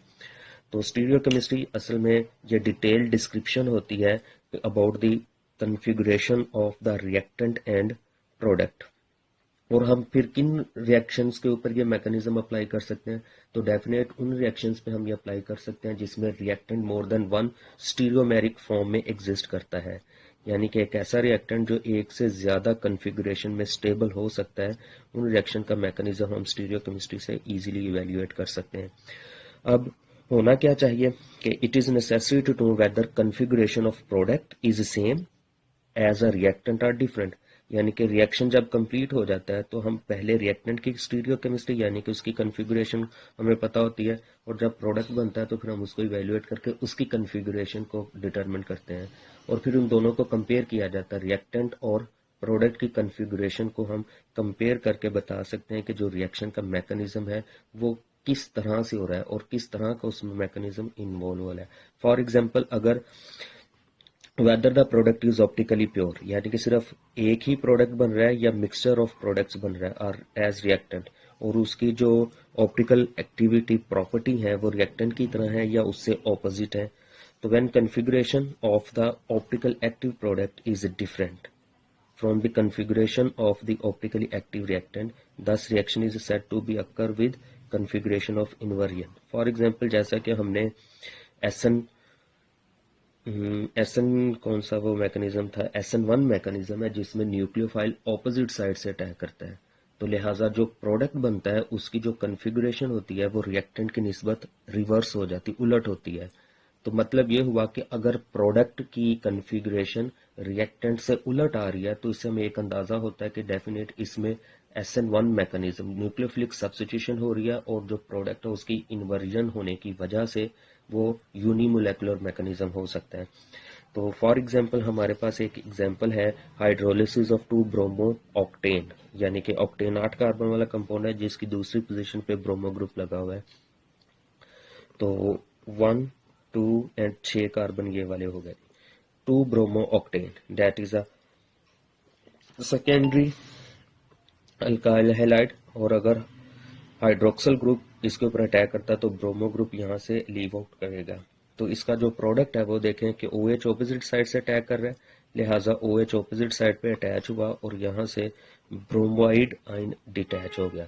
तो मतलब ये हुआ कि 2 ऑक्टानोल प्रोड्यूस हुआ 2 ब्रोमा ऑक्टेन से। इससे हमें ये अंदाजा हो रहा है क्योंकि जो न्यूक्लियोफाइल है वो ऑपोजिट साइड से अटैक हो रहा है, तो डेफिनेटली ये वाला रिएक्शन एक ट्रांजिशन स्टेट से पास होके इसमें स्टेबल इंटरमीडिएट स्टेट तो नहीं बनेगी, लेकिन ट्रांजिशन स्टेट एग्जिस्ट कर रही है कि जो OH ग्रुप अटैच हो रहा है और ब्रोमो ग्रुप डीटैच हो रहा है। और जैसे जैसे हाइड्रोक्सल ग्रुप की बॉन्ड स्ट्रोंगर होती जाएगी ब्रोमो ग्रुप यहाँ से लीव आउट होता जाएगा। तो इस तरह से स्टीरियोकेमिस्ट्री किसी भी कंपाउंड की हम स्टडी करके अंदाजा लगा सकते हैं कि वो रिएक्शन किस मैकेनिज्म के तहत हो रहा है। और जो लास्ट मेथड है for the determination of mechanism of reaction, that is kinetic study.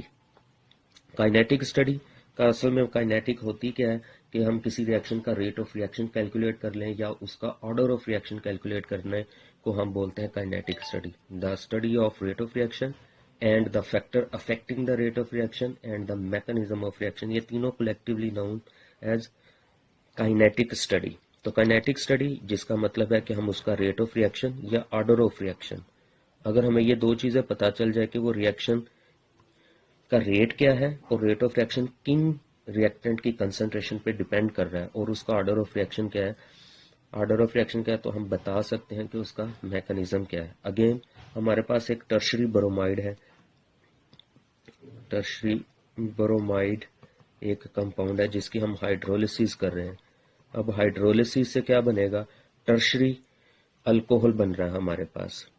अब टर्शरी अल्कोहल जो है, टर्शरी कंपाउंड्स होते हैं वो जनरली SN1 मैकेनिज्म के तहत होते हैं जो कि 2 स्टेप मैकेनिज्म है।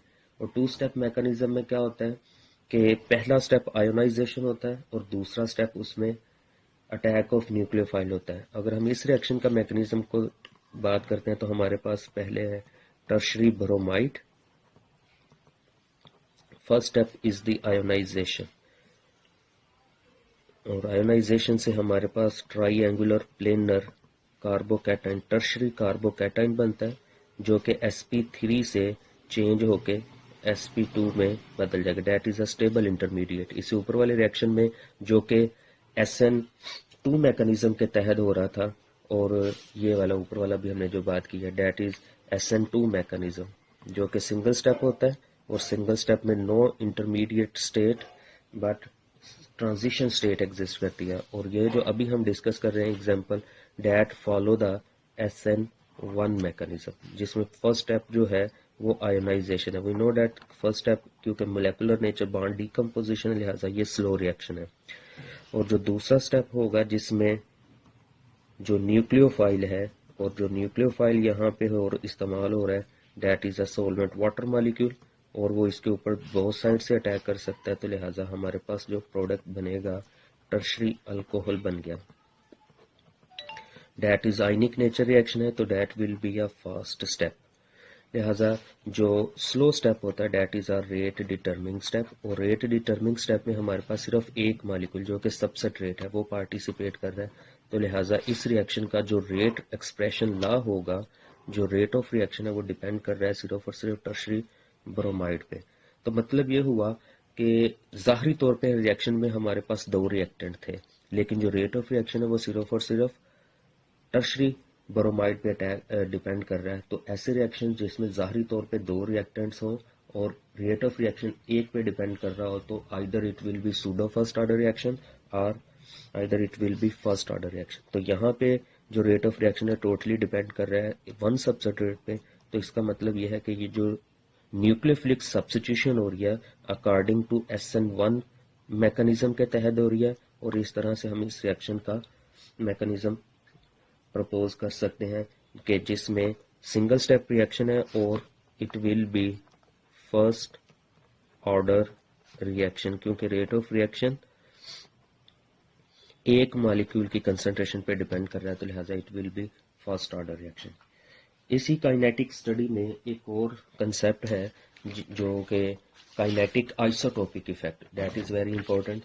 लास्ट मेथड है for the determination of mechanism of reaction. जी स्टूडेंट्स, तो लास्ट मेथड जो है that is kinetic isotopic effect. असल में काइनेटिक आइसोटोपिक इफेक्ट का एक होता है आइसोटोपिक लेबलिंग, जो हमने लास्ट लेक्चर में डिस्कस किया था कि आइसोटोप को लेबल किया जाता है और देखा जाता है कि वो प्रोडक्ट में एग्जिस्ट कर रहा है या नहीं कर रहा। तो इस तरह से हम उसको लेबल करते हैं। और अभी जो हम डिस्कस कर रहे हैं वो है आइसोटोपिक इफेक्ट। अब देखते हैं कि आइसोटोपिक इफेक्ट आइसोटोपिक लेबलिंग से डिफरेंट कैसे है। अब आइसोटोपिक इफेक्ट में हम क्या करते हैं कि जो ऑलरेडी एग्जिस्टिंग आटम होता है, फॉर एग्जांपल अगर हाइड्रोजन आटम एग्जिस्ट कर रहा है रिएक्शन में, उसे हम रिप्लेस कर सकते हैं ड्यूटेरियम से। इसी तरह ऑक्सीजन आटम है उसे रिप्लेस किया जा सकता है ऑक्सीजन 18 से। इसी तरह जो नाइट्रोजन है इसे नाइट्रोजन 15 से किया जा सकता है। आयोडीन है इसे आयोडीन 128 या 131 से रिप्लेस किया जा सकता है। यानी कि ऑलरेडी एग्जिस्टिंग आटम को उसी के हैवियर आइसोटोप के साथ रिप्लेस कर दिया जाता है। अब आमतौर पे जनरल ऑब्जर्वेशन क्या होती है कि जो आइसोटोप्स होते हैं they have same electronic configuration. जो आइसोटोप होते हैं उनकी इलेक्ट्रॉनिक कन्फिगुरेशन सेम होती है, which means that they have same chemical properties. Chemical properties, अब केमिकल प्रॉपर्टीज का मतलब क्या है? Mode of reaction. अब जो एक ही एलिमेंट के आइसोटोप्स होते हैं उनके रिएक्शन करने का तरीका सेम होता है, लेकिन फर्क क्या होता है इनमें कि जो मैस डिफरेंट होने की वजह से जो हैवियर आइसोटोप्स होते हैं but lighter isotope, lighter isotopes have higher rate of reaction, यानी कि उनकी रेट ऑफ रिएक्शन ज्यादा होती है। और जो हैवियर आइसोटोप होते हैं, heavier isotopes have low rate of reaction, low rate of reaction. यानी कि इनकी केमिकल रिएक्शन करने का तरीका तो सेम है, लेकिन मैस डिफरेंट होने की वजह से इनकी फिजिकल प्रॉपर्टीज जो होती है या रेट ऑफ रिएक्शन जो होता है वो चेंज हो जाता है। जनरली आमतौर पे होता है कि जो लाइटर आइसोटोप होते हैं उनका रिएक्ट करने की जो स्पीड होती है वो ज्यादा होती है, और ऐसे आइसोटोप जो हैवियर होंगे उनके रिएक्ट करने की जो स्पीड है वो कम होती है। और इसी तरह एलिमेंट को अगर एक आटम को हम उसके आइसोटोप से रिप्लेस कर दें, जो रेट ऑफ रिएक्शन में चेंज आती है वही चेंज हमारी काइनेटिक आइसोटोपिक इफेक्ट कहलाती है। तो यही बुक में डिफाइन हम लिख रहे हैं। डिफाइन क्या लिखी हुई है? The change in rate of reaction when an atom is replaced by its isotope. यानी कि जब एक आटम को उसी के आइसोटोप से रिप्लेस कर दिया जाए तो जो रेट ऑफ रिएक्शन में चेंज आती है उस चेंज को हम क्या बोलते हैं? काइनेटिक आइसोटोपिक इफेक्ट बोलते हैं, जिसे हम KIE से एब्रीवेट किया जाता है। फॉर एग्जाम्पल अब यहाँ पे हमारे पास एक रिएक्शन है that is elimination reaction. Elimination reaction है हमारे पास जिसमें ethoxide acting as a base. अगर हम इसका मैकेनिज्म लिखते हैं इधर तो वो मैकेनिज्म क्या होगा? सपोज दैट हमारे पास एक एरोमेटिक कंपाउंड है, दिस वन,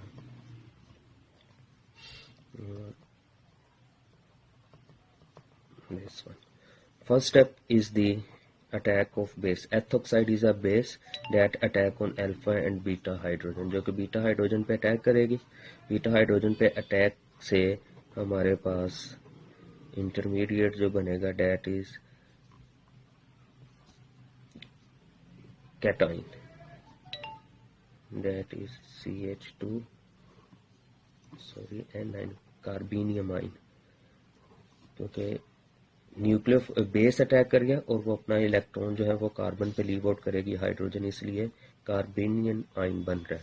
अब जब और साथ में हमारे पास बनेगा एथाइल अल्कोहल। अब जब ये कार्बेनियम आइन अपना इलेक्ट्रॉन नेक्स्ट कार्बन पे पास आउट करेगा तो ब्रोमाइड आइन एलिमिनेट हो गया। इससे हमारे पास this one allylic group generate हो गया प्लस ब्रोमाइड आइन एलिमिनेट हो गया। अब इस रिएक्शन में देखें हमारे पास हुआ क्या है कि जो कार्बन हाइड्रोजन की बॉन्ड थी वो ब्रेक हो रही है, this one carbon hydrogen bond break हो रही है इसमें। और अगर हम क्या करते हैं कि इस हाइड्रोजन को रिप्लेस कर दें हाइड्रोजन के आइसोटोप जो कि ड्यूटेरियम है, सपोज दैट 1 and 2 CH2Br। अब दोबारा फिर इसी बेस को टैग करवा रहे हैं ड्यूटेरियम पे, ये अपना इलेक्ट्रॉन कार्बन को देगा, अगेन यहाँ पे D नेगेटिव, ये बॉन्ड इधर पास आउट करेगा, जो हमारे पास प्रोडक्ट बनेगा इस दफा दिस वन। अब क्योंकि हाइड्रोजन जो है वो लाइटर आइसोटोप है एज कंपेयर टू ड्यूटेरियम, तो लिहाजा इस जगह पे जो रेट ऑफ रिएक्शन होगा वो कम हो जाएगा। इस रिएक्शन में that has low rate of reaction, और इस सेंस में जहां पे कार्बन हाइड्रोजन की बॉन्ड ब्रेक हो रही है, और इसे हम क्या कहेंगे, that is a fast rate of reaction. अब एक ऐसा रिएक्शन जिसमें रेट ऑफ रिएक्शन जो बॉन्ड ब्रेक हो रही है, कार्बन और हाइड्रोजन की बॉन्ड ब्रेक हो, उसे बोलते हैं rate of reaction when substrate contain proton. और एक ऐसा रिएक्शन जिसमें जो रेट ऑफ रिएक्शन होता है कार्बन और ड्यूटेरियम या आइसोटोप की बॉन्ड ब्रेक हो रही हो, उसे हम बोलते हैं rate of reaction when substrate contain isotope और ड्यूटेरियम। और इन दोनों की जो रेशियो होती है that is known as kinetic isotopic effect, the ratio of rate of reaction with hydrogen atom to rate of reaction when substrate contain deuterium or isotope। तो यानी कि जो KH होगा that is the rate of reaction when substrate contain hydrogen atom and KD is the rate of reaction when substrate contain deuterium। अगर इसके अलावा oxygen होता तो यहाँ पे ऑक्सीजन का 18 आ जाना था, अगर यहाँ पे नाइट्रोजन होता तो नाइट्रोजन का आटम आ जाना था यहाँ पे आइसोटोप पे। तो व्हाट इज आइसोटोपिक इफेक्ट क्या हो गया, आइसोटोपिक इफेक्ट ये हुआ कि जब हम एक आटम को उसी के आइसोटोप के साथ रिप्लेस कर दें तो जो रेट ऑफ रिएक्शन में चेंज आता है, और उस चेंज को क्या बोलेंगे, काइनेटिक आइसोटोपिक इफेक्ट। अब काइनेटिक आइसोटोपिक इफेक्ट ऑब्जर्व कब होगा और उसकी कंडीशन क्या है, काइनेटिक आइसोटोपिक इफेक्ट सिर्फ उसी वक्त ऑब्जर्व होगा जब रेट डिटर्मिंग स्टेप में कार्बन हाइड्रोजन या कार्बन आइसोटोप की बॉन्ड ब्रेक हो। The replacement of hydrogen atom to deuterium atom, deuterium atom can affect only when hydrogen atom and deuterium atom involve in rate determining step। यानी कि अगर rate determining step में carbon hydrogen या carbon deuterium की bond break होगी तभी kinetic isotopic effect show होगा। और ऐसे रिएक्शन जिनमें रेट डिटर्मिंग स्टेप में कार्बन हाइड्रोजन और कार्बन आइसोटोप की बॉन्ड ब्रेक हो, ऐसे इफेक्ट को बोलते हैं प्राइमरी काइनेटिक इफेक्ट। तो बाज दफा क्या होता है कि जो कार्बन हाइड्रोजन की बॉन्ड ब्रेक हो रही है वो रेट डिटर्मिंग स्टेप में नहीं होती बल्कि किसी और स्टेप में हो रही होती है, तो ऐसे केस में प्राइमरी काइनेटिक इफेक्ट जो होगा, प्राइमरी काइनेटिक आइसोटोपिक इफेक्ट होगा, वो ऑब्जर्व नहीं होगा, बल्कि इसके अलावा एक और तरह का इफेक्ट जिसे हम सेकेंडरी काइनेटिक आइसोटोपिक इफेक्ट बोलते हैं वो शो होगा। कह रहा है कि व्हेन हाइड्रोजन फॉर डी, यानी कि जब हाइड्रोजन को ड्यूटेरियम आटम से रिप्लेस किया जाए, not involve in the rate determining step, a little effect, बहुत कम इफेक्ट होता है on rate of reaction. This effect is known as secondary kinetic isotopic effect. इस इफेक्ट में, इस अमल में होता है क्या कि जो बॉन्ड टाइटनिंग और बॉन्ड लूजनिंग होगी in transition state. For example, इसकी अब हम देखते हैं कि सेकेंडरी जो है आइसोटोपिक इफेक्ट वो कब ऑब्जर्व होता है। Electrophilic substitution on aromatic ring. For example, हम नाइट्रेशन ऑफ बेंजीन कर रहे हैं, जिसमें फर्स्ट स्टेप में क्या होता है, नाइट्रोनियम आयन प्रोड्यूस होता है जो कि स्ट्रॉन्ग इलेक्ट्रोफाइल है, और जो स्ट्रॉन्ग इलेक्ट्रोफाइल है वो पहले बेंजीन की पाई बॉन्ड के ऊपर अटैक करेगा, जिसके बाद बेंजोनियम या फिर सिग्मा कम्प्लेक्स जनरेट होता है। सिग्मा कम्प्लेक्स जनरेट हुआ, बाद में जो बेस होती है वो हाइड्रोजन पे अटैक करती है और हाइड्रोजन वाली बॉन्ड बेंजीन रिंग में एरोमेटाइजेशन काज करती है, दोबारा बेंजीन की 3 रिंग पूरे हो गए। अब इसमें जो स्लो स्टेप है, that is the attack of nitronium आइन। अब इस रेट डिटर्मिंग स्टेप में ये वाला जो हमारा स्लो स्टेप है, that is rate determining step. अब इसमें कार्बन हाइड्रोजन की बॉन्ड ब्रेक नहीं हुई। अब मतलब ये हुआ कि अगर रेट डिटर्मिंग स्टेप में कार्बन हाइड्रोजन की बॉन्ड ब्रेक नहीं हो रही, इसका मतलब इसमें primary kinetic isotopic effect show नहीं हुआ, या सिंपली हम कहते हैं कि प्राइमरी आइसोटोपिक इफेक्ट शो नहीं हुआ। अब जो दूसरा स्टेप है, that is a fast step, उसमें कार्बन हाइड्रोजन की बॉन्ड ब्रेक हो रही है। तो कार्बन हाइड्रोजन की बॉन्ड ब्रेक हो रही है, जिस वजह से हम इस रिएक्शन में प्राइमरी काइनेटिक इफेक्ट शो नहीं हुआ। नंबर 2, अब क्या करते हैं, अगर हम इन तमाम हाइड्रोजन को, बेंजीन के जहां पे हाइड्रोजन है, इन सब को रिप्लेस कर दें ड्यूट्रियम के साथ, ड्यूट्रियम के साथ रिप्लेस करके दोबारा फिर नाइट्रेशन करवाते हैं, तो अगेन सिग्मा कम्प्लेक्स जनरेट हुआ, बेस ने अटैक किया, ड्यूट्रियम आइन इसमें से डिटैच हुआ, तो लिहाजा इस स्टेप में भी ये हमारा रेट डिटर्मिंग स्टेप है, और इस रेट डिटर्मिंग स्टेप में अगेन कार्बन ड्यूट्रियम की बॉन्ड ब्रेक नहीं हुई, इसमें भी प्राइमरी काइनेटिक इफेक्ट शो नहीं हुआ। लिहाजा हमने आइसोटोप को रिप्लेस तो किया, लेकिन रेट ऑफ रिएक्शन पे कोई इफेक्ट नहीं हुआ। इन दोनों रिएक्शन का सेम रेट होगा, सेम रेट ऑफ रिएक्शन। क्यों सेम होगा? क्योंकि इसमें जो बॉन्ड ब्रेकेज थी कार्बन और हाइड्रोजन और कार्बन और आइसोटोप की, वो रेट डिटर्मिंग स्टेप में नहीं हुई, लिहाजा इस रिएक्शन में आइसोटोप का इफेक्ट नहीं होगा। नो काइनेटिक आइसोटोपिक इफेक्ट, इसमें काइनेटिक आइसोटोपिक इफेक्ट शो नहीं हुआ। लेकिन क्यों नहीं हुआ, नीचे हमने अभी लिखा है क्यों नहीं हुआ इसका। No breaking of carbon hydrogen और carbon deuterium bond takes place in rate determining step in nitration. Thus nitration takes place in slow step and the carbon hydrogen bond breaks in the fast step. लिहाजा इस वजह से दोनों condition में rate of reaction same होगा और इस reaction में काइनेटिक आइसोटोपिक इफेक्ट शो नहीं होगा।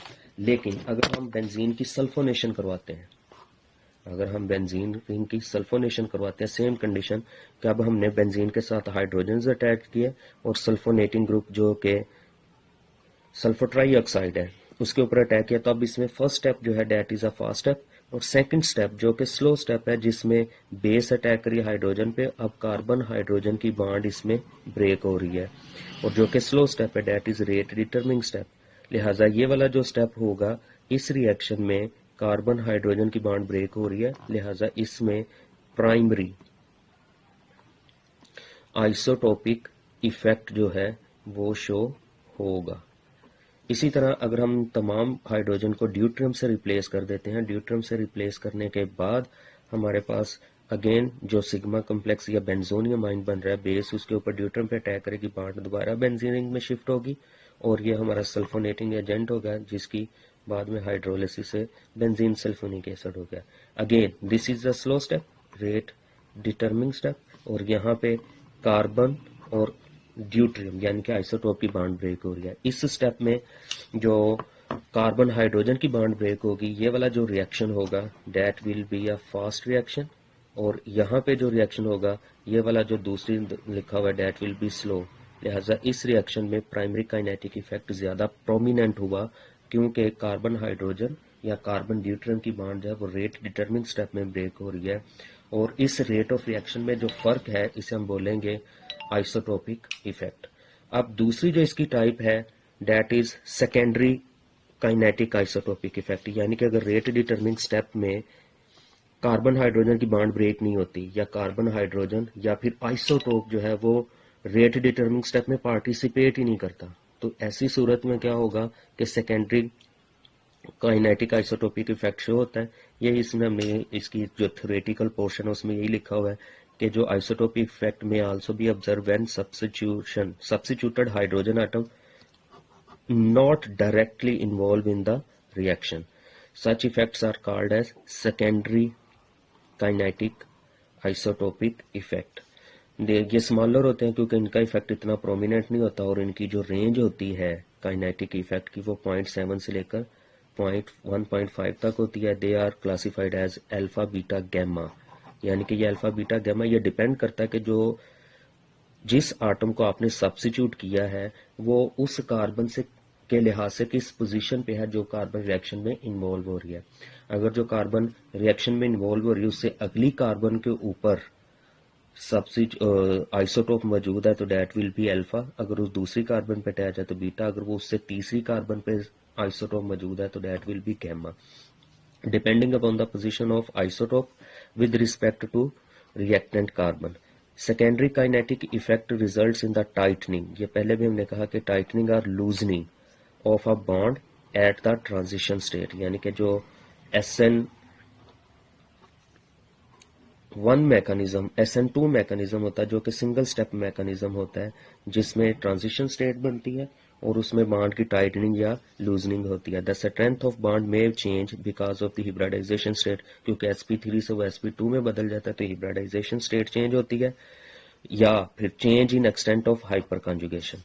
For example, in nucleophilic substitution reaction secondary kinetic effect is at beta position is observed.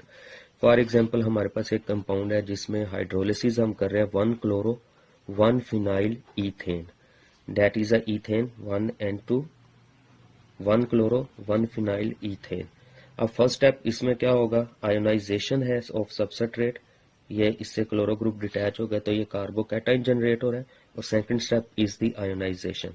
अब यहाँ पे ये वाले जो हाइड्रोजन है हमारे, इसमें rate determining step first step में भी और सेकंड स्टेप में जहाँ पे न्यूक्लियोफाइल अटैक कर रहा है इसके ऊपर, फॉर एग्जांपल हम यहाँ पे वो लिख देते हैं, दूसरे स्टेप में भी और फर्स्ट स्टेप में भी कार्बन हाइड्रोजन की कोई बॉन्ड ब्रेक नहीं हो रही, लिहाजा इसमें प्राइमरी या फिर कार्बोकैटाइन जो बन रहा है उसमें प्राइमरी आइसोटोपिक इफेक्ट शो नहीं हो रहा। अगर हम इन तीनों हाइड्रोजन्स को रिप्लेस कर देते हैं 3 ड्यूट्रियम से, 3 हाइड्रोजन के आइसोटोप से रिप्लेस कर दिया जाए तो फिर क्या होगा, अगेन क्लोरो ग्रुप आयोनाइज हो रहा है, कार्बोकैटाइन बना, दूसरे स्टेप में न्यूक्लियोफाइल अटैक कर रहा है और उसमें भी कार्बन और ड्यूट्रियम की बॉन्ड ब्रेक नहीं हुई, लिहाजा इससे ये बात कंफर्म होगी कि जो आइसोटोप है या सब्स्टिट्यूटेड हाइड्रोजन जो है कोई भी हो सकता है, तो वो रेट डिटरमिनिंग स्टेप में पार्टिसिपेट ही नहीं कर रहा। तो इस सूरत में कौन सा इफेक्ट शो होगा, secondary kinetic isotopic effect show होगा। होप सो कि आप समझ गए होंगे कि किसी रिएक्शन का मैकेनिज्म हम कैसे इवेल्युएट कर सकते हैं। अब अगर इन तमाम मैकेनिज्म को सामने रखा जाए तो एक बात क्लियर होती है कि जो रेट मैकेनिज्म है वो सबसे ज़्यादा डिपेंड करता है नेचर ऑफ प्रोडक्ट। अगर हम प्रोडक्ट को एनालाइज कर लें तो उससे हमें काफ़ी सारी हेल्प मिल जाती है कि उसका मैकेनिज्म जो प्रोडक्ट बन रहा है वो किस मैकेनिज्म के तहत बन रहा है। तो नेक्स्ट इंशाल्लाह ताला हम डिस्कस करेंगे फर्दर रिएक्शंस।